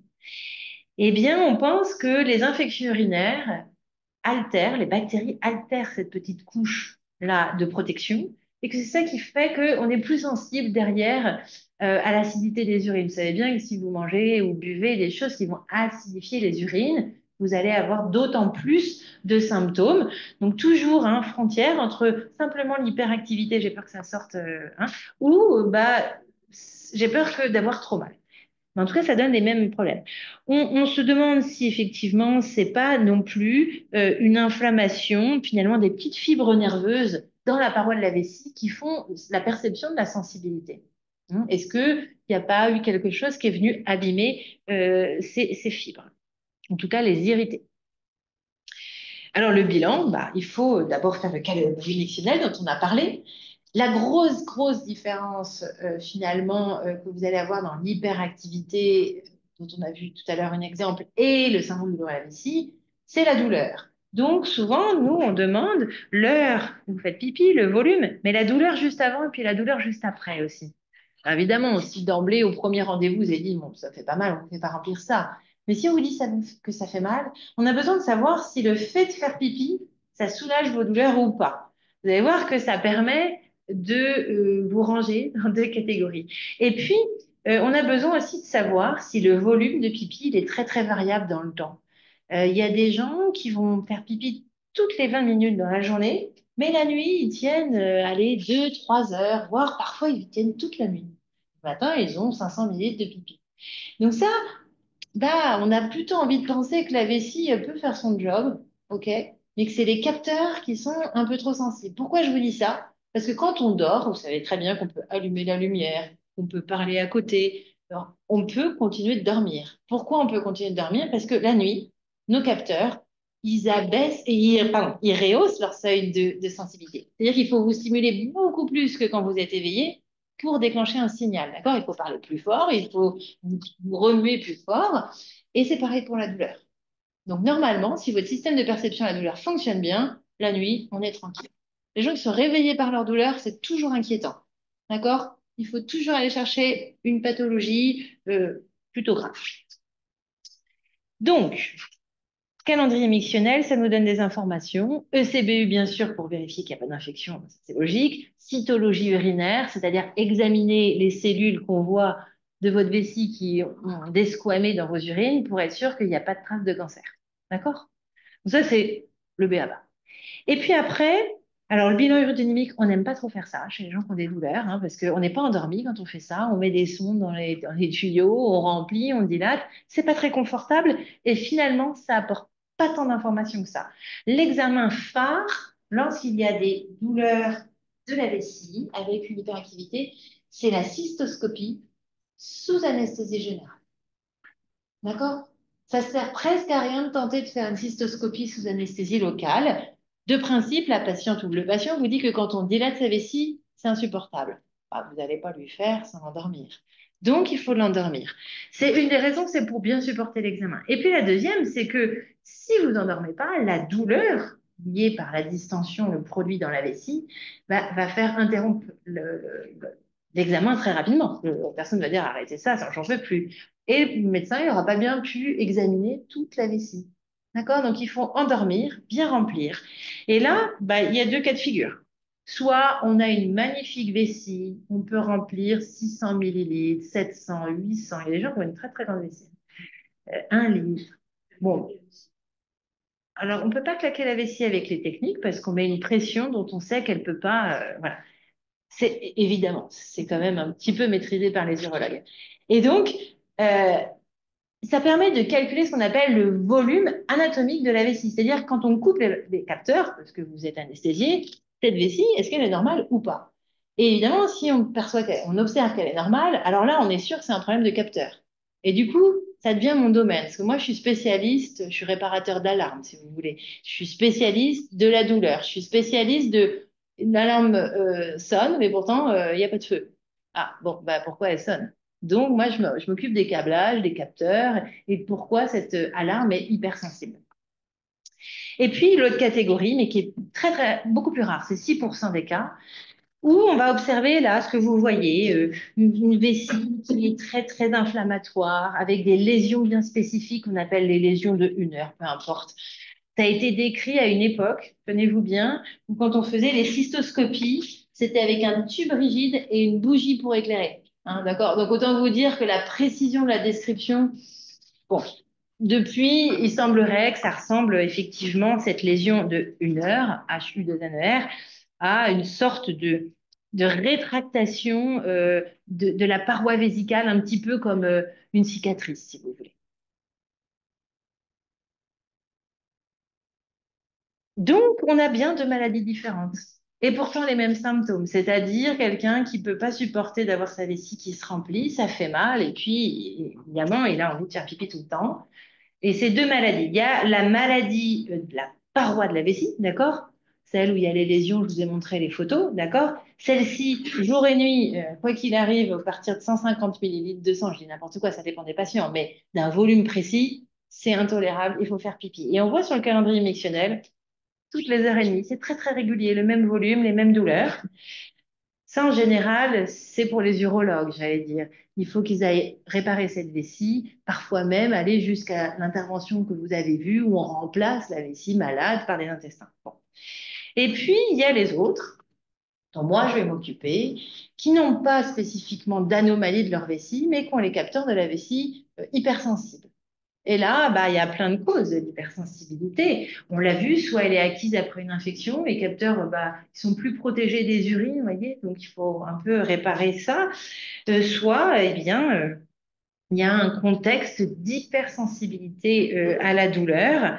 Et c'est ça que voilà, je voudrais juste vous exposer en sachant que derrière, j'ai des confrères qui vont venir vous présenter tout un tas d'épines irritatives qui vont déclencher ce déséquilibre de perception de la douleur. Parce que, en effet, c'est un déséquilibre. Là, en ce moment, vous avez tous des capteurs sous vos fesses qui envoient des influx à votre moelle en disant, hey, les gars, il y a trop de pression, il faut faire quelque chose. Pour autant, vous avez pas mal aux fesses, enfin, j'espère. Pourquoi vous avez pas mal aux fesses? Parce que dans votre organisme, au niveau de la moelle, au niveau du cerveau, il y a tout un tas de systèmes qui vont gérer cette information sans en informer le grand chef. Il n'y a pas besoin d'avoir trop de neurones pour comprendre que là, il suffit de bouger de position sur votre fauteuil pour plus avoir les mêmes pressions sous vos fesses et donc il n'y a plus de problème d'information nociceptive. Et donc là, il n'y a pas de douleur. D'accord? Ça, c'est un système de perception de la douleur qui fonctionne. On a un équilibre. Il y a des informations qui montent, on appelle nociceptive, hein, la perception de la nocérée, c'est la douleur en grec, hein, d'accord? Et puis, il y a des contrôles inhibiteurs. Si ça fonctionne bien, il n'y a pas de douleur, sauf, si évidemment, deuxième ligne, l'information est trop grande. Je vous casse le bras, bon là, vous avez beau avoir des contrôles inhibiteurs, et à un moment donné, ça fait mal. Les contrôles inhibiteurs sont dépassés, il y a de la douleur. Et ça, c'est la douleur de tout le monde, c'est la douleur normale, c'est la douleur système d'alarme, il y a du feu, ça se déclenche, très bien. Ça nous permet de savoir qu'il faut aller regarder ce qui se passe au niveau du bras et de le réparer. D'accord? Le problème, je sais que c'est certaines personnes, c'est pas tellement l'information nociceptive qui est plus importante, c'est les contrôles inhibiteurs qui fonctionnent plus. Et du coup, vous voyez bien qu'on se retrouve exactement devant le même déséquilibre. C'est-à-dire que vous recevez cette information, vous pensez qu'il y a un problème dans la vessie, d'accord? Mais la vessie, elle n'est pas anormale. C'est vos capteurs et vos contrôles inhibiteurs qui ne font plus leur job. Et vous voyez que c'est totalement différent parce que là, vous pouvez voir tous les urologues de France et d'Europe, essayer tous les traitements qui réparent la vessie. Arrête, c'est pas ça le problème. C'est appeler tous les pompiers sur un feu où il n'y a pas de feu. Ou alors, il y a une cigarette qui fume dans la salle d'à côté, quoi. Vous voyez, hein, dire qu'il n'y a pas de feu, c'est un peu exagéré parce qu'il y a souvent quand même une petite épine irritative. Mais si vous étiez à la première ligne, là, tout va bien, vous sentirez rien, rien, d'accord? Or, un abaissement. Une autre façon d'expliquer ça, vu qu'on est proche de la mer, normalement, on comprend. Vous savez, parfois, marée haute, parfait, on peut voguer sans aucun problème jusqu'à l'île. Il n'y a rien qui nous interrompt. D'accord. On reste sur l'île, on veut rentrer à marée basse. Et là, c'est plus compliqué. Il faut contourner le pic de machin, le roc de ceci. Et en fait, on ne peut pas avancer tout droit. Eh bien là, c'est un petit peu pareil. C'est-à-dire que quand la marée est haute, vous ne sentez pas les cailloux qui sont dans le fond de la mer, on est d'accord, les rochers même qui sont dans le fond de la mer. Ça ne veut pas dire qu'ils n'existent pas. Ça veut dire que ce n'est pas un problème. Si la marée descend, alors ça devient un problème. Est-ce que pour autant, on va essayer d'enlever tous les rochers du fond de la mer? Non. Souvent, la meilleure stratégie, c'est d'essayer de faire remonter la marée ou d'attendre qu'elle remonte. Et donc ça, ce phénomène de marée basse, ça s'appelle la sensibilisation à la douleur. D'accord? Et cette sensibilisation, ce qu'on sait, c'est qu'elle peut être tout à fait localisée vraiment de façon périphérique, à un endroit, à un viscère seulement, d'accord, que la vessie. Mais ça peut être aussi beaucoup plus diffus, à toute une région. Alors, nous, évidemment, on travaille beaucoup sur la région pelvienne. Et puis, ça peut être central. Je ne sais pas si vous connaissez comme ça des gens qui ont mal partout tout le temps. On appelle ça la fibromyalgie. Eh ben oui. Eh ben, la fibromyalgie, c'est la marée basse. La marée basse qui dure et pour tout le corps. C'est un épuisement des contrôles inhibiteurs et des systèmes de régulation de la perception à la douleur. Ça ne veut pas dire que c'est la blague de, vous savez, j'ai mal docteur, j'ai mal docteur, j'ai mal docteur. Vous avez le doigt cassé. Hein, c'est ça. C'est pas, il faut pas regarder au bout du doigt à chaque fois, essayer de faire des IRM. Alors bien sûr, c'est difficile parce que c'est pas parce qu'on est à marée basse qu'on peut pas avoir un vrai cancer à un moment donné. Voilà, donc c'est difficile. Et c'est pour ça que c'est des patients qu'il faut suivre régulièrement, qui doivent absolument avoir un médecin traitant, hein, qui les connaisse, qui fasse des suivis réguliers. Fibromyalgie, médecin traitant, c'est obligatoire. Pour les raisons que je viens de vous expliquer. Donc, cette hypersensibilité, je vous ai dit, elle peut être de la vessie et de l'urètre, c'est tout. Bon, dans ces cas-là, effectivement, les gens ont un syndrome douloureux vésical. Ça se présente avec des douleurs, une hyperactivité, je vous ai dit, soit une envie trop fréquente, soit une envie quasi permanente d'uriner. Mais parfois, ça peut toucher que le système digestif, et on en reparlera avec le professeur du Chalet, qui parlera d'incontinence, mais certainement aussi un peu de douleurs digestives. Et puis, ça peut être génito-sexuel, avec des douleurs lors des rapports, aussi bien pour les hommes que pour les femmes. Alors, c'est vrai que ça touche 70% des femmes, hein. Enfin, je veux dire, dans 70% des cas, l'hypersensibilité touche la femme, hein, parce que c'est directement lié aux oestrogènes et à la variation des hormones. Il y a peut-être d'autres raisons, on ne les connaît pas toutes. Et puis parfois, ça peut toucher les os du bassin. On peut avoir des douleurs du coccyx. On est tombé il y a 20 ans. Et puis hop, tout d'un coup, on se met à avoir mal au coccyx alors qu'il n'a rien de différent de la veille, hein, et on n'est pas retombé dessus. On peut avoir des douleurs du rachis, des douleurs musculaires, des douleurs de la peau, des douleurs... qu'est-ce que j'ai oublié? C'est à peu près tout.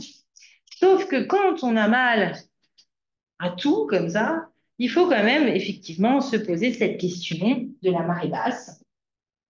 Et maintenant, il y a un score qui existe qui permet aux médecins, mais aussi aux patients, de savoir s'ils sont dans cet état d'hypersensibilité à la douleur, au moins pour la sphère pelvienne.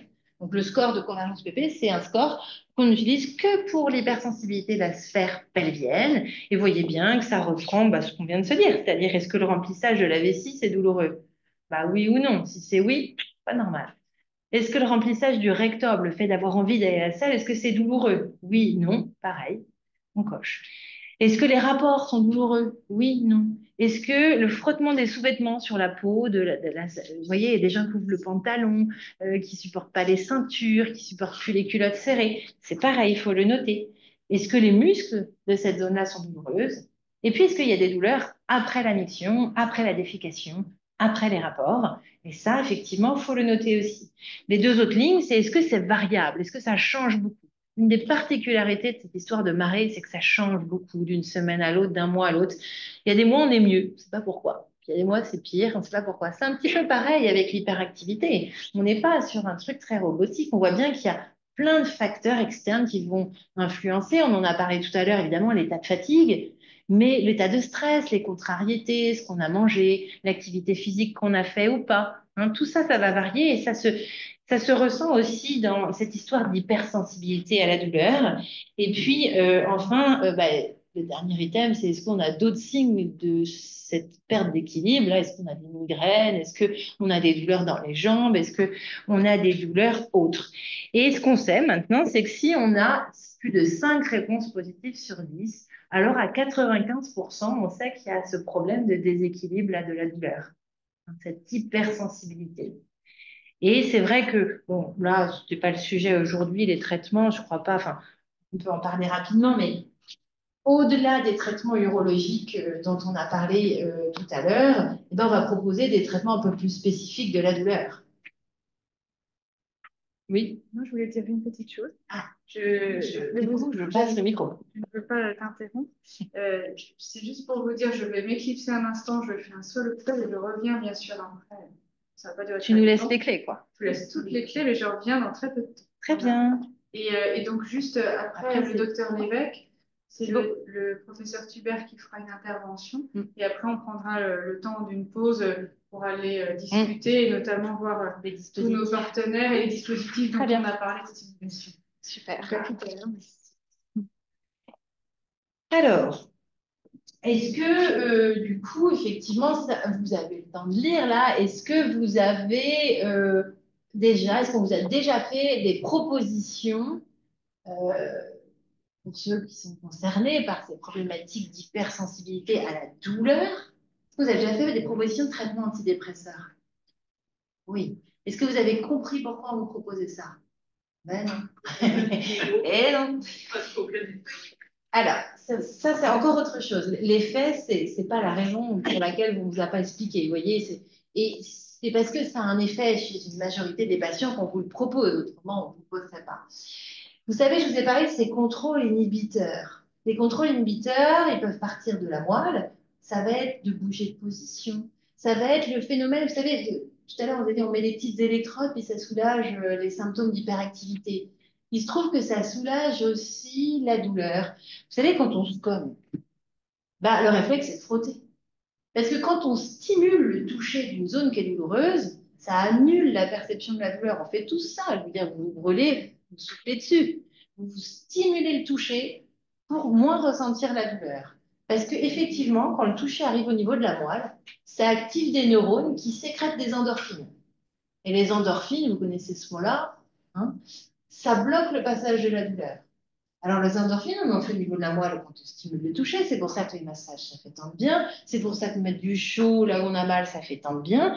Et c'est pour ça que mettre les petites électrodes sur la cheville, ça peut soulager aussi les douleurs de la vessie. Pas que l'hyperactivité, les douleurs aussi. Mais on a aussi des contrôles inhibiteurs qui descendent directement du cerveau. Et là, on les connaît, ces molécules. Il y a les endorphines, on en fait. Vous savez, quand on fait du sport, au bout de 20 minutes, on commence à faire des endorphines. Mais quand on passe un très bon moment avec des amis, on fait des endorphines aussi.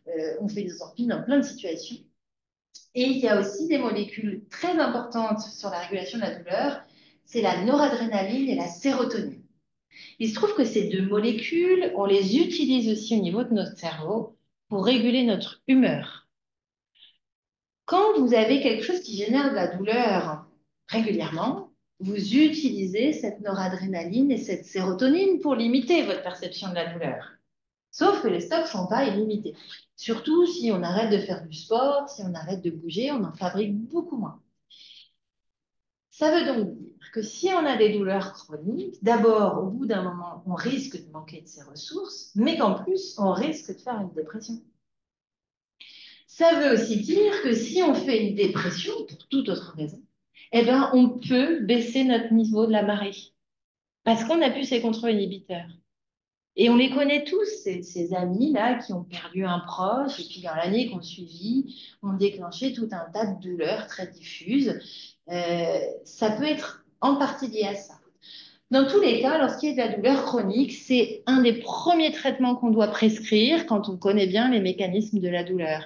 Évidemment, il faut vous l'expliquer parce que parfois, vous repartez de là en disant « Ouais, il a cru que j'étais dépressif, que c'était dans ma tête. » Mais c'est pas du tout ça. Alors, vous comprenez bien que c'est un peu dans la tête que ça se passe quand même, mais c'est pas que vous le faites exprès, c'est pas que vous jouez la comédie, d'accord? Il faut que vous alliez plus loin, vous aussi, dans la compréhension pour adhérer au traitement, sinon on n'avance pas. D'accord? Donc, retenez que parmi les antidépresseurs, il y a le très vieux Laroxyl qu'on connaît très très bien, qui marche bien sur ça. Il y a la duloxétine et la venlafaxine. Voilà, ces trois molécules. Les autres antidépresseurs ne vont pas forcément agir parce qu'ils ne remontent pas suffisamment les taux de noradrénaline et de sérotonine. Alors, ça c'est des propositions. Le TENS, donc on l'a vu, c'est des petites électrodes qu'on va mettre au niveau de la cheville pour la vessie, mais qu'on peut mettre directement sur le bas du ventre, qu'on peut mettre au milieu du dos aussi. Et puis, ben, il y a aussi d'utiliser le cerveau, des techniques de rééducation du cerveau pour essayer de renforcer les contrôles inhibiteurs. Donc, il y avait tout ce qui va être sophrologie, hypnose, thérapie cognitive et comportementale. Ça marche très, très bien.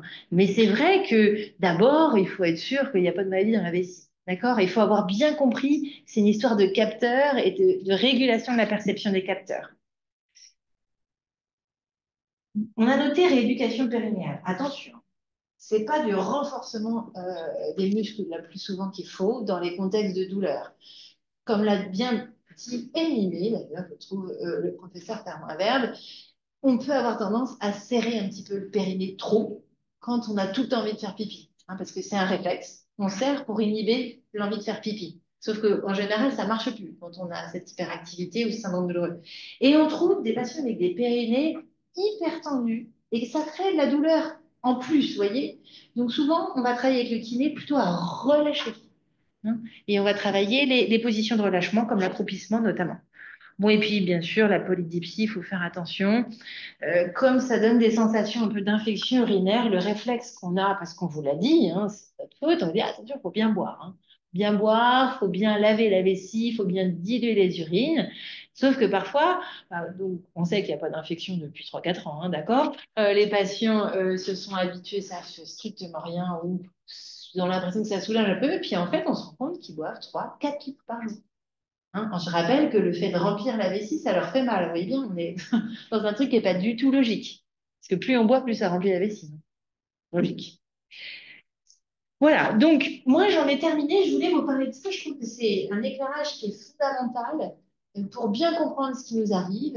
Et surtout, derrière cette hypersensibilité, vous avez bien compris, à part des cas où la très jeune femme commence à avoir des douleurs très rapidement, où là on se dit il y a peut-être une part génétique, comportementale, quelque chose d'acquis, d'inné. La plupart du temps, c'est quelque chose qui arrive de façon secondaire dans la vie, et c'est souvent secondaire à une épine irritative, à quelque chose qui a pas bruit, à consommer les contrôles inhibiteurs, d'accord?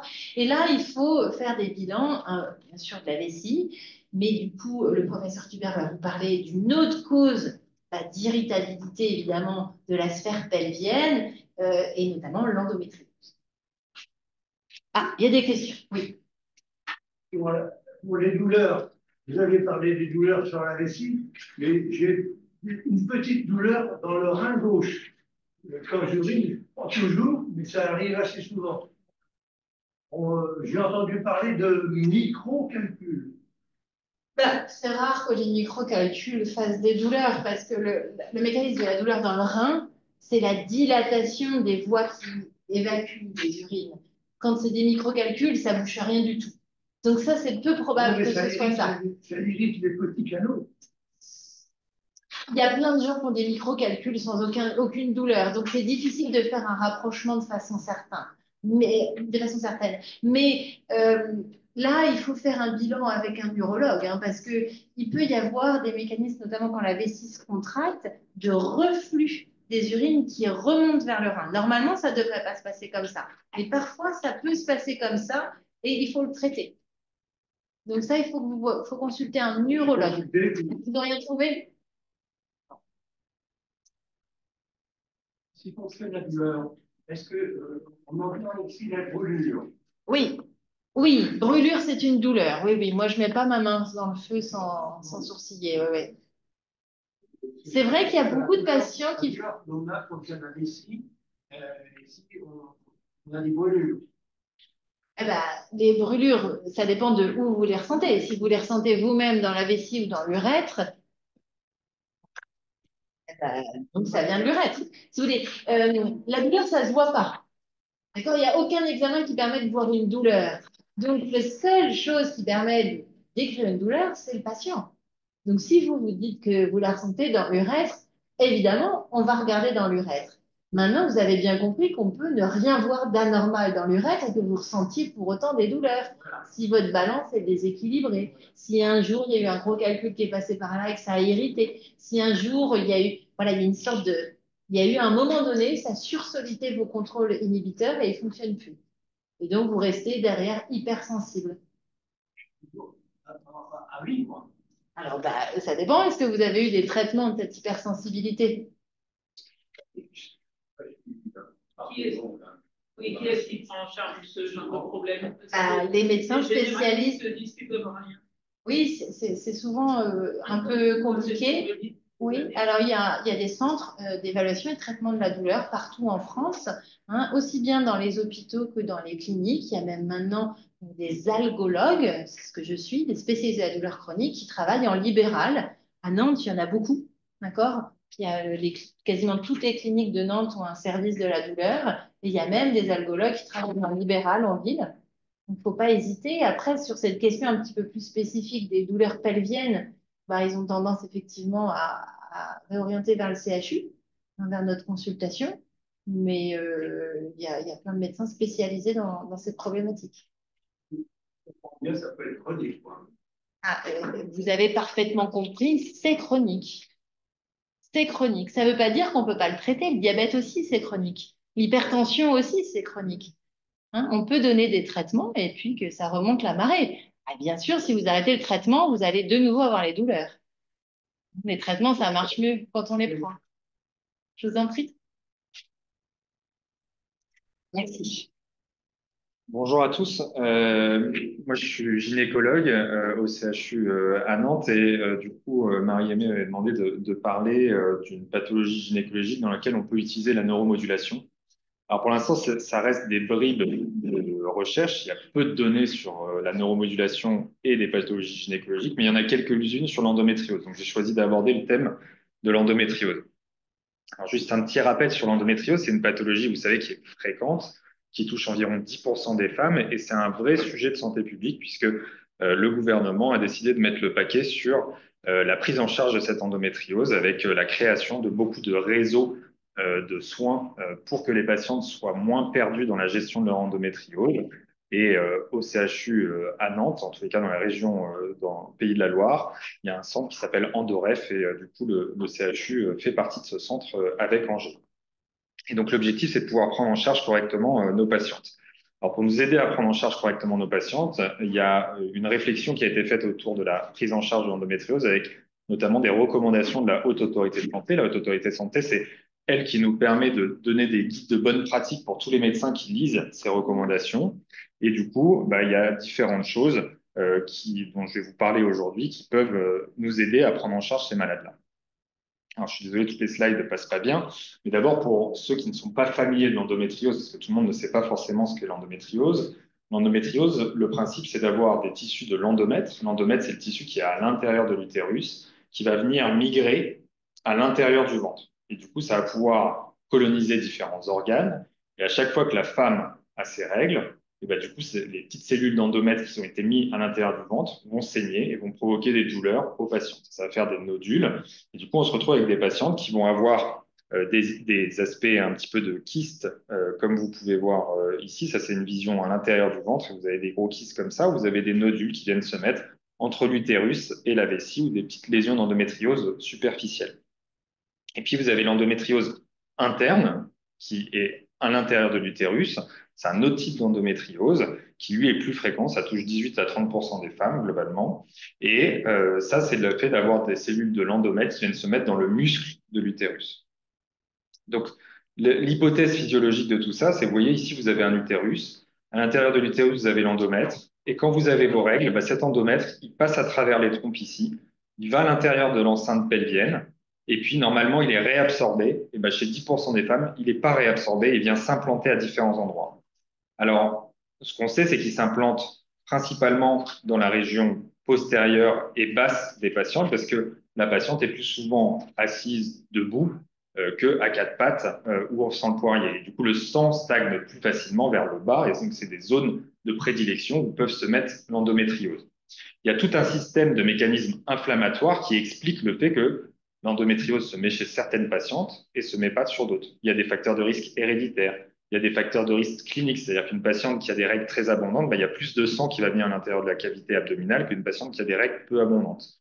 Vous avez pour l'adénomiose, le fait d'avoir eu plusieurs enfants aussi, c'est un facteur de risque de développer de l'adénomiose, c'est-à-dire de l'endométriose de l'utérus. Et du coup, cette endométriose, bah, elle va pouvoir se mettre à différents endroits. Vous voyez ici, il y a un espèce de schéma où on voit du tube digestif. Et ça peut se mettre en arrière de l'utérus, ça peut se mettre sur le tube digestif, plutôt sur la partie basse du tube digestif, mais également sur le petit intestin, sur le côlon droit. Et toutes ces zones-là, en fait, elles sont à proximité également de nerfs. Et donc, quand il y a des lésions d'endométriose, potentiellement, il y a une altération des nerfs qui sont à côté et qui peuvent provoquer des symptômes. Les principaux symptômes que la patiente a et qui va nous aider à diagnostiquer une endométriose, parce qu'au début, il faut quand même un interrogatoire pour orienter les patients pour savoir s'il y a de l'endométriose ou il n'y a pas d'endométriose, parce que il y a fréquemment des patients qui ont des douleurs au cours des règles. C'est des choses qui sont fréquentes. Mais c'est pas parce que vous avez des douleurs au cours des règles que forcément vous avez de l'endométriose. Dès qu'il y a une émission à la télé sur l'endométriose, le lendemain matin, le secrétariat, il est débordé parce que toutes les patientes appellent en disant « moi j'ai de l'endométriose, il faut que je sois vue ». Mais ce n'est pas parce qu'on a des règles douloureuses que forcément on a de l'endométriose. Mais par contre, quand on a une association de différents symptômes, les règles douloureuses, c'est les dysménorrhées. Le fait d'avoir des douleurs au cours des rapports, c'est ce qu'on appelle les dyspareunies. Le fait d'avoir des douleurs pelviennes chroniques, c'est-à-dire des douleurs un petit peu récurrentes, comme de ce dont vous a parlé Amélie, ça fait partie des symptômes d'endométriose. Tous les symptômes digestifs, les douleurs quand on va à la selle pour déféquer, la dysphagie, les douleurs quand on fait pipi ou la difficulté pour faire pipi, une incapacité à faire pipi ou des symptômes irritatifs, ça nous brûle tout le temps quand on a envie de faire pipi. Tout ça, c'est des symptômes qui peuvent être attribués à l'endométriose. Et puis, il y a l'infertilité également qui peut être associée à l'endométriose. Et donc, nous, notre objectif, c'est d'évaluer l'ensemble de ces symptômes, les symptômes digestifs, les symptômes urinaires, la douleur, et de voir un petit peu ce qu'on peut proposer à la patiente. Et aujourd'hui, comme ça portait sur les symptômes urinaires, en fait, quand vous avez l'endométriose qui est localisée au niveau de la vessie, il peut y avoir en elle-même un nodule qui se forme, et quand il y a un nodule qui vient irriter la vessie, bah, ça fait ce qu'on appelle des symptômes irritatifs. Donc des patients qui ont souvent envie d'aller faire pipi, des patients qui peuvent avoir des pesanteurs ou des douleurs au niveau de la vessie, des patientes qui peuvent avoir des besoins urgents d'uriner. Et donc tout ça, c'est ce qu'on peut retrouver comme symptôme quand il y a une atteinte vésicale de l'endométriose. Tout à l'heure, Amélie vous a parlé d'une cystoscopie, c'est-à-dire la petite caméra qu'on met à l'intérieur de l'utérus, à l'intérieur de la vessie. Et cette patiente-là, on a mis une petite caméra à l'intérieur. Vous voyez, il y a des lésions d'endométriose qui sont présentes ici. Et quand on regarde par célioscopie, bah, c'est des lésions qui sont présentes sur le péritoine et qui ont été envahir à l'intérieur la vessie et qui ont provoqué des symptômes. Mais les symptômes urinaires ne sont pas que liés au fait qu'il y ait de l'endométriose sur la vessie, parce que l'atteinte de la vessie dans l'endométriose, elle est rare. C'est 10% des patients qui ont de l'endométriose profonde. Donc c'est quelque chose d'assez peu important. Mais par contre, je vous ai dit tout à l'heure que vous pouvez avoir des lésions à proximité des nerfs. Et les lésions à proximité des nerfs, c'est eux qui vont induire beaucoup de symptômes parce que ça va irriter les nerfs. Et du coup, quand ça irrite les nerfs, soit ça les stimule, et du coup, on se retrouve avec des patients qui ont des besoins urgents de faire pipi, des mictions fréquentes, des troubles de la continence urinaire. Et puis, de temps en temps, ça inhibe le fonctionnement de ces nerfs. Et du coup, ça fait que c'est des patients qui n'arrivent plus à pisser. Et donc, on se retrouve avec différents symptômes qui peuvent être présents chez les patientes qui présentent de l'endométriose avec une atteinte pelvienne, soit pelvienne normale, soit au niveau de la vessie. Et puis Amélie vous a parlé tout à l'heure également de l'hypersensibilisation à la douleur. À force d'avoir mal, finalement, il y a des symptômes qui arrivent, qui se perpétuent, et on peut avoir des symptômes indirects d'une épine irritative, c'est-à-dire de la maladie, qui vont venir se propager, et donc des patients qui vont avoir des symptômes de douleur au remplissage vésical ou d'amélioration de la symptomatologie douloureuse quand elles vont pisser, etc. Et donc on retrouve dans cette hypersensibilisation de la douleur des symptômes urinaires qui ne sont pas forcément en lien direct avec l'endométriose, mais qui sont une conséquence d'une douleur prolongée. Alors, la Haute Autorité de Santé, quand on a écrit ces recommandations, recommande qu'on pose les questions dont on vient de parler sur les symptômes dont on vient de parler. Et puis après, chez ces patientes-là, on ne fait pas des IRM à toutes les patientes pour savoir si elles ont l'endométriose ou pas, parce que l'IRM, malheureusement, elle se trompe assez fréquemment. Et du coup, on trouve soit beaucoup d'endométriose, notamment au niveau de différents organes, les ligaments utérosacrés, c'est des ligaments qui sont au niveau de l'utérus, et alors qu'en fait, il n'y a pas forcément d'endométriose dessus. Donc, l'idée, c'est pas de faire des IRM à tout le monde, mais c'est plutôt de faire une échographie pour rechercher, pour voir s'il n'y a pas des gros kystes d'endométriose, pour voir s'il n'y a pas une atteinte de la fertilité potentielle. Et une fois qu'on a fait cette échographie, soit on a des signes qui sont évocateurs d'une atteinte des ovaires ou de l'endométriose assez profonde, et dans ces cas-là, on fait une IRM, mais sinon, on va donner un traitement hormonal de première intention. Et ces traitements hormonaux, ça a bien été évalué. C'est-à-dire qu'on a beaucoup de ce que vous voyez, les papiers qui sortent là, comme ça, c'est des méta-analyses, c'est-à-dire c'est des melting pots de différentes études où on analyse les résultats et on s'aperçoit qu'il y a un bénéfice très, très net à utiliser le traitement hormonal chez les patientes qui ont une suspicion d'endométriose. La patiente qui a une suspicion d'endométriose, vous mettez le traitement hormonal si elle n'a plus de douleur. La stratégie diagnostique et thérapeutique s'arrête là. Elle poursuit avec son traitement hormonal jusqu'à ce qu'elle ait un désir de grossesse. Une patiente qui, en revanche, a une persistance de la symptomatologie douloureuse avec le traitement hormonal, et ben dans ces cas-là, il y a des examens complémentaires à faire et puis on peut switcher de différents traitements hormonaux. Et donc, le traitement hormonal, c'est une pilule que vous prenez en continu. Et l'objectif de cette pilule, c'est d'arrêter l'ovulation et d'arrêter les règles. Comme ça, vous arrêtez les stimulus douloureux. Vous évitez que la maladie ne progresse. Ça a été montré que le fait de mettre le traitement hormonal limite la progression de la maladie. Ouais. Et post-ménopause? Ah non, ça, vous en avez pas. Ça, c'est pas possible d'avoir de l'endométriose post-ménopause. Parce que la ménopause est le meilleur traitement de l'endométriose. C'est-à-dire que vous n'avez plus de stimulation hormonale. Et donc, en fait, la lésion d'endométriose vont se desquamer, vont disparaître. D'accord? Les douleurs ne s'expliquent pas. Alors, les douleurs, en tous les cas, peut-être c'était une épine irritative ancienne, avec une douleur prolongée, avec le côté de chronicisation de la douleur dont vous a parlé Amélie, mais il n'y a plus d'endométriose qui soit active en post-ménopause. Dans les traitements, là, je vous ai donné le traitement hormonal, la pilule, de manière simple, mais il y a des traitements de seconde ligne qui consistent justement à mettre les jeunes filles en ménopause. On bloque leur cycle et on les met en ménopause pour voir quel est l'impact sur la symptomatologie douloureuse. Le traitement hormonal, s'il est pris tout seul, il ne marchera pas forcément, sauf chez les patientes qui n'ont absolument aucune composante d'hypersensibilisation. Mais chez les patientes qui ont une composante douloureuse, si vous ne traitez pas la douleur en association avec le traitement hormonal, bah, malheureusement, la patiente va toujours avoir mal. Et la prise en charge algologique, et on a la chance à Nantes d'avoir des médecins qui soient spécialisés dans la prise en charge algologique pelvienne, de la sphère pelvienne, est essentielle dans la prise en charge de la malade parce que sinon, ça ne va pas marcher.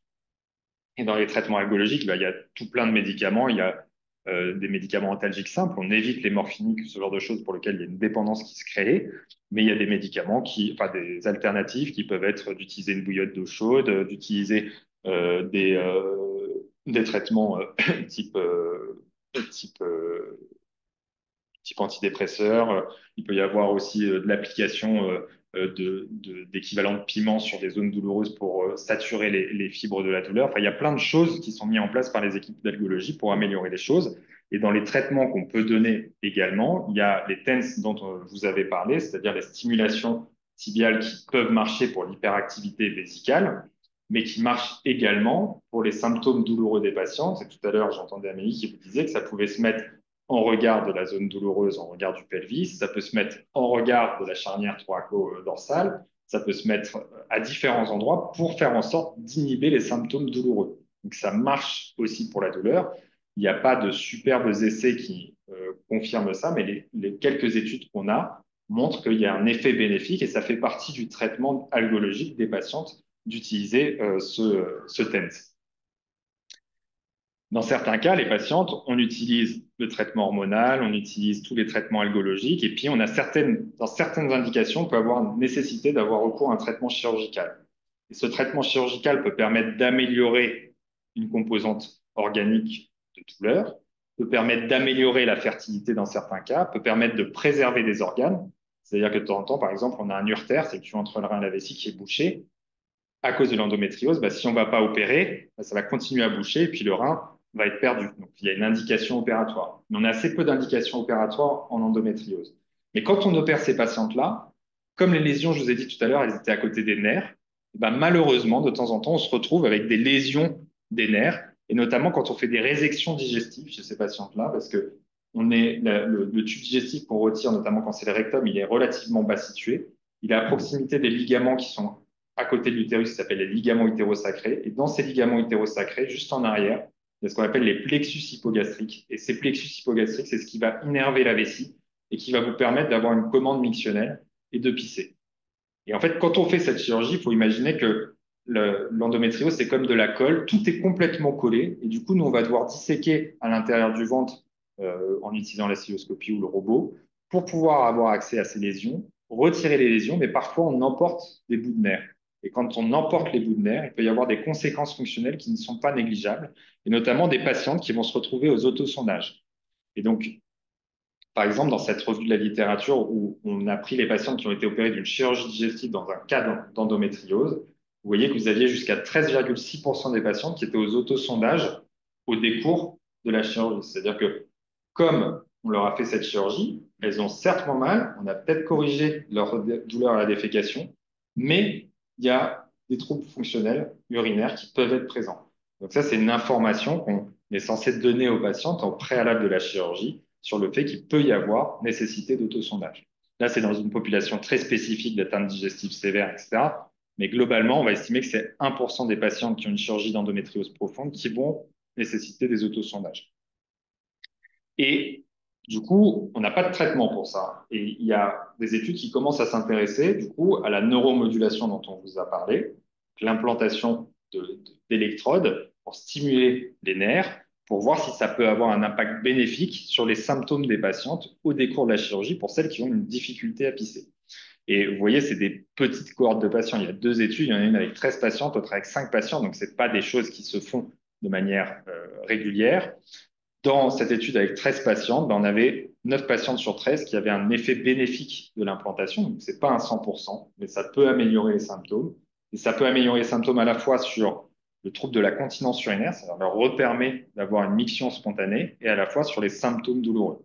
Et donc, ça, c'est une équipe italienne. Et puis, il y avait une équipe de Rennes non, c'était pas de Rennes, c'est une équipe de Paris, de Tenon, qui s'était intéressée à ça. Et vous voyez, il y avait sur les 5 patientes, finalement, il y avait 2 patientes qui avaient une amélioration significative de la symptomatologie. Du coup, on ne peut pas dire que ce soit un traitement qui soit, la neuromodulation, qui soit un traitement standard. Heureusement, ce n'est pas des complications qui sont standards. Mais en cas de complications, ce n'est pas un traitement standard, mais possiblement intéressant. Ça peut gérer des douleurs résistantes et ça peut gérer des troubles de la vidange vésicale et donc des patients qui n'arrivent pas à faire pipi. Voilà pour l'endométriose et la neuromodulation. Bon, du coup, je pense on va parler de la... Enfin, ça ne dure pas très longtemps, mais c'est la vessie hyperactive et l'incontinence fécale. Donc, ce qui devait avoir lieu avant, mais comme on a eu un problème de bloc opératoire, il a fallu échanger. Donc, en fait, il y a beaucoup d'égéries de l'incontinence urinaire qui existent. Whoopi Goldberg en fait partie. Malheureusement, dans l'incontinence fécale, on n'a pas beaucoup d'égéries. Et étonnamment, parce que je pense que ça a un côté un peu moins sexy, bien que la continence urinaire ne l'est pas, mais ça commence à se démocratiser. Et pourtant, il y a à peu près 8 ou 9% des femmes, alors il y a peu de statistiques hein, sur les hommes, mais 8 ou 9% des femmes qui sont incontinentes fécales. Et puis, alors qu'en effet, la vessie hyperactive touche plus de femmes, puisque c'est 15 à 40% des femmes. Et donc, au final, il y a quand même 5 à 8% des femmes qui ont les deux, l'incontinence fécale et l'incontinence, enfin, les vessies hyperactives. En pratique, on explique un peu ça parce qu'il y a des mécanismes communs de continence entre les deux. Donc, en fait, les deux organes, la vessie et le rectum, sont des organes de stockage. Les selles pour le rectum et puis les urines pour la vessie. Les deux ont un sphincter qui est coordonné, c'est-à-dire que le sphincter urinaire comme le sphincter anal est capable de comprendre qu'il y a des choses dans le réservoir, des urines ou des selles, et puis va se contracter en permanence pour assurer une continence et aussi être capable de se relâcher pour laisser passer ce qui est dans le réservoir. Et l'autre point, donc il y a les muscles du périnée, qui jouent aussi un rôle, et c'est les mêmes muscles du périnée qui vont jouer un rôle dans la continence urinaire et dans la continence anale. Et puis, il y a des interactions aussi entre les structures nerveuses qui vont aller vers la vessie et vers le rectum et l'anus. Et d'ailleurs, ce sont les mêmes fibres nerveuses. Ça explique aussi pourquoi il y a des femmes qui ont les deux, parce que probablement, il y a des lésions neurologiques qui touchent ces fibres qui vont aux deux endroits. Et donc, ces fameuses fibres neurologiques, là, c'est celles que j'ai mis sur le schéma, c'est principalement S3, et ça, on tire aussi des fibres des zones sacrées 2 et 4. C'est du détail, mais... Et comme il y a des mécanismes communs de continence, du coup, il y a aussi des mécanismes communs d'incontinence. Et finalement, dans les deux cas, on va retrouver de l'incontinence parce qu'il y a un tonus affaibli des sphincters. Et aussi, comme vous avez vu probablement tout à l'heure dans la vessie hyperactive, il y a une hyperactivité aussi du tube digestif dans l'incontinence anale. C'est parce que le tonus est affaibli au niveau de l'anus, mais qu'il y a aussi une hyperactivité au niveau du tube digestif qu'on aboutit à perdre des selles.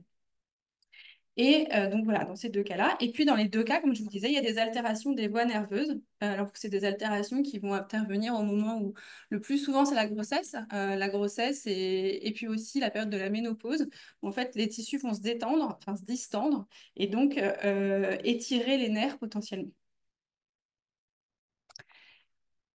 Les autres points communs, c'est qu'en fait, on a des modalités communes de traitement. Je ne sais pas si vous en avez parlé tout à l'heure, mais il y a les mesures hygiéno-diététiques et la rééducation qui sont... alors, ce n'est pas tout à fait les mêmes exercices, ce n'est pas tout à fait les mêmes règles hygiéno-diététiques, mais on passe quand même par là dans le traitement de l'incontinence fécale aussi. J'ai mis la petite marche en rouge, c'est notre petit dada à nous pour l'incontinence fécale. On aime bien dire qu'il faut mettre une petite marche sous les pieds pour aller à la selle plus facilement. Voilà. Et puis pour les règles hygiéno-diététiques. C'est efficace? Ah, merci. Non, pardon. On va pas parler d'alimentation.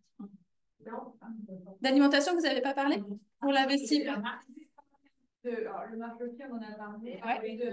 du psyllium et tout, mais c'est vrai que j'ai dit, non, les fibres, mais c'est vrai que j'ai pas Ouais. été aussi loin que... Alors, pour le mieux, en fait, l'idéal, en fait, on ne fixe pas des règles particulières. Ce qu'on demande aux gens, c'est d'avoir un transit qui va être facile à émettre. Donc, en fait, les selles faciles à émettre, excusez-moi du détail, mais c'est des selles qui vont être lisses, quoi, des espèces de saucisses toutes lisses. Et donc, pour avoir ça, il faut jongler un peu avec l'alimentation. Le psyllium, si tu en as parlé tout à l'heure, les psyllium, c'est des petites graines hein, qui se gonflent d'eau, qui vont permettre de réguler des selles liquides et des selles solides. Et puis après, c'est de faire aussi des repas réguliers. Pour le transit, c'est important parce qu'en fait, si on ne fait pas de repas réguliers, on n'entraîne pas les selles. Il n'y a pas de contraction. Le tube digestif ne ressent pas qu'il y a quelque chose à l'intérieur et il n'entraîne pas les bols de sel dans le tube digestif. Donc, les repas réguliers et conséquents sont importants. Parce que souvent, on entend dire que pour avoir un bon transit, il faut manger des fibres. C'est vrai, mais si on mange que des fibres, ça ne marche pas. Et les féculents, justement, ont ce rôle d'entraîner le transit. Et on dit qu'à chaque repas, il faut mettre autant de fibres que de féculents pour réguler le transit. Voilà. La rééducation, on en a parlé. Alors, globalement, c'est à peu près les mêmes exercices. La seule différence, c'est que pour la continence fécale, on va associer des exercices de l'anus, mais on fait aussi des exercices du périnée. Et puis, beaucoup d'apprentissage de comment on va à la selle, comment relâcher le sphincter pour y aller, comment réussir à mieux contracter le sphincter. Enfin, voilà, tous ces exercices-là, des exercices de respiration pour pouvoir aller à la selle, c'est des exercices qui sont appris par les kinés et c'est des kinés spécialisés pour l'anus. Et voilà, il y a un site sur Internet qui s'appelle le site de la FREP. Pardon? Alors, elles font très peu de rééducation anale spécifiquement. Donc, en fait, il faut aller sur le site de la FREP. C'est les kinés AFRE2P. Et en fait, il y a les kinés référencés qui font de la rééducation anale qui sont référencés sur ce site. Voilà. Et puis, nous aussi, on a des freinateurs de la contraction du tube digestif. Il y a des freinateurs de la contractilité de la vessie, enfin de l'irritabilité de la vessie. Ben, nous, on a des freinateurs du transit pour des gens qui ont un transit trop rapide, des selles trop liquides. Quand les mesures diététiques ne suffisent pas, eh ben, on associe des ralentisseurs. Donc, c'est le loperamide principalement. On a aussi le smecta, on a le thiorphan, on a pas mal d'outils. Et puis, ce qu'on a en commun, et là, c'est exactement la même chose, pour le coup, c'est la stimulation des racines sacrées. Je ne sais pas si vous en avez parlé tout à l'heure déjà. Ouais. Donc, la stimulation des racines sacrées, l'idée, c'est d'aller restimuler ces fibres qui sont peut-être un peu défaillantes. Alors, le mécanisme n'est pas aussi clair en vrai. C'est les urologues qui l'ont décrit en premier, en 89. Et en fait, l'idée, alors c'est des fois qu'on comprend mieux comment ça marche quand on vous explique. Alors, je me permets, des fois, ça peut être un peu compliqué. Si c'est compliqué, c'est pas grave. Oublié. En fait, l'idée, c'était de se dire qu'en stimulant le sphincter de l'urètre, donc le sphincter de la vessie, en fait, on allait redonner un tonus à cet endroit-là, mais surtout que cette stimulation, elle allait détendre le muscle de la vessie. Et ça, c'est bien démontré pour le côté vésical, que c'est comme ça que ça fonctionne, la neurostimulation des racines sacrées. Alors, en revanche, pour le côté digestif, c'est beaucoup plus difficile de mettre en évidence ce type de mécanisme, mais on pense que probablement, c'est un peu sur le même raisonnement que ça joue. En redonnant une stimulation au sphincter, en fait, on va détendre, enfin, on va réguler la motricité du rectum et du côlon au-dessus. Et donc après, c'est pour ça que en incontinence fécale, on s'y est mis aussi, mais beaucoup plus tard, en 95 finalement, on a testé les premiers patients et ça s'est démocratisé beaucoup plus tard. En pratique, comment ça se passe, la neurostimulation des racines sacrées? En fait, l'avantage de ce traitement, c'est qu'il y a une période de test. Donc, en fait, on peut savoir, avant d'implanter définitivement la neurostimulateur, si le système est efficace. Et donc, on va on va se fier au calendrier des selles et au calendrier mictionnel pour savoir s'il est efficace. Donc, la première étape avant de poser la neurostimulation, c'est de demander aux patients de remplir un calendrier des selles. Donc, c'est un calendrier, enfin, je ne sais pas si tu en as parlé, Marie-Aimée. Ouais, vous remplissez. Pour les selles, nous, c'est la même chose, en fait. Hein, c'est le nombre de fois où on va à la selle spontanément, le nombre de fois où il y a des fuites, le nombre de fois où on y va de façon urgente, où il n'y a pas de fuite, mais voilà. Ensuite, il y a la période de test avec l'implantation de l'électrode qui se fait sous sédation, voilà, où on va contrôler que l'électrode est au bon endroit. On va laisser un stimulateur à l'extérieur du corps qui est branché sur les électrodes pendant 2 à 3 semaines. Nous, on aime bien 2 semaines. En urologie, c'est plutôt 3. Bon, et pendant ces 2 semaines-là, 2 ou 3 semaines, on va regarder comment évolue le calendrier des selles. Et en fonction du calendrier des selles, si on a, en tout cas en chirurgie digestive pour l'incontinence fécale, c'est quand on a une amélioration de plus de 50% des épisodes. Donc, que ce soit d'incontinence ou d'urgence, on met les deux dans le même sac, et ben, on va implanter définitivement le neurostimulateur, ce petit pacemaker. Alors, ça ressemble, je ne sais pas, tu avais dû les montrer aussi. Voilà. Donc, il y a les implantables qui n'ont pas besoin d'être rechargés, et il y a les piles qui ont besoin d'être rechargées. Et puis, maintenant, tous ces dispositifs passent à l'IRM, hein, donc il n'y a plus trop de questions à se poser, même s'il faut que le radiologue vérifie. Mais... Et en termes d'efficacité, alors, ça ne s'affiche pas. On est un petit peu moins bon qu'en urologie.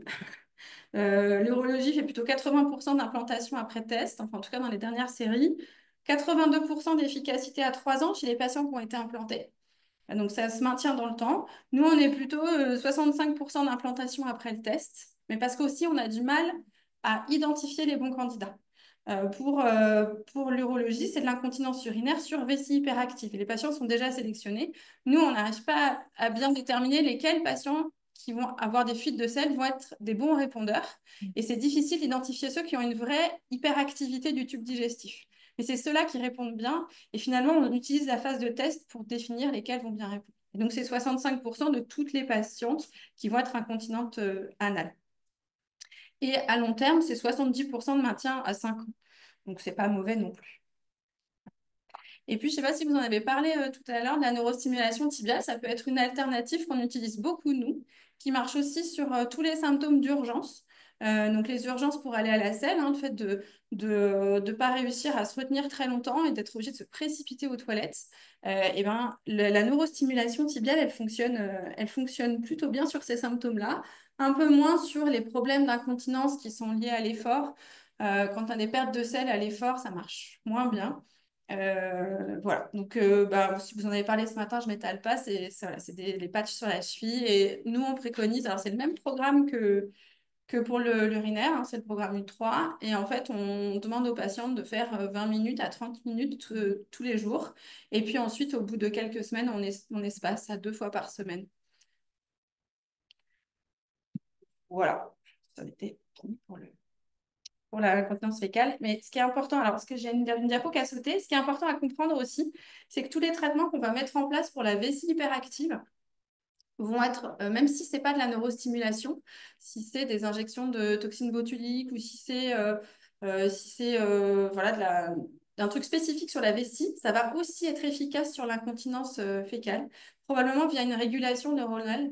Et ça, c'est intéressant parce que du coup, ça veut dire qu'on peut... Et l'inverse est vrai aussi. Et donc, voilà, ça veut dire qu'il y a certains patients qui sont traités pour leur vessie hyperactive, qui sont un petit peu incontinents, qui n'auront pas besoin de traitement spécifique de l'incontinence anale, parce que le traitement de la vessie hyperactive fait déjà le job sur l'incontinence anale. Voilà. Un effet sur l'inverse, sur la constipation. Alors non, la constipation, c'est pas tout à fait le même. C'est pas tout à fait le même mécanisme. Alors, bien que maintenant on sait que la neurostimulation sacrée, elle fonctionne sur certains types de constipation, mais rarement la constipation qui est associée à la vessie hyperactive. C'est ce qu'on appelle la constipation de transit selle, où en fait le côlon a du mal à faire progresser les selles. Ça, maintenant, on sait que la neurostimulation, elle fonctionne dessus parce que ça régule le transit, aussi bien dans un sens que dans l'autre. Ça accélère quand il est trop lent et ça le ralentit quand il est trop rapide. Par contre, quand c'est une constipation qui est liée à une difficulté à évacuer les selles par le bas, où en fait les selles elles restent stockées dans le rectum et elles ont du mal à être évacuées, là ça marche beaucoup moins bien. C'est pas un bon traitement de la neurostimulation parce qu'en fait justement dans ce côté-là, c'est un problème de sensibilité du rectum à sentir les selles, c'est un problème de défaut de contraction, donc c'est le mécanisme inverse de l'hyperactivité. Mais on a d'autres traitements pour la constipation terminale. Voilà.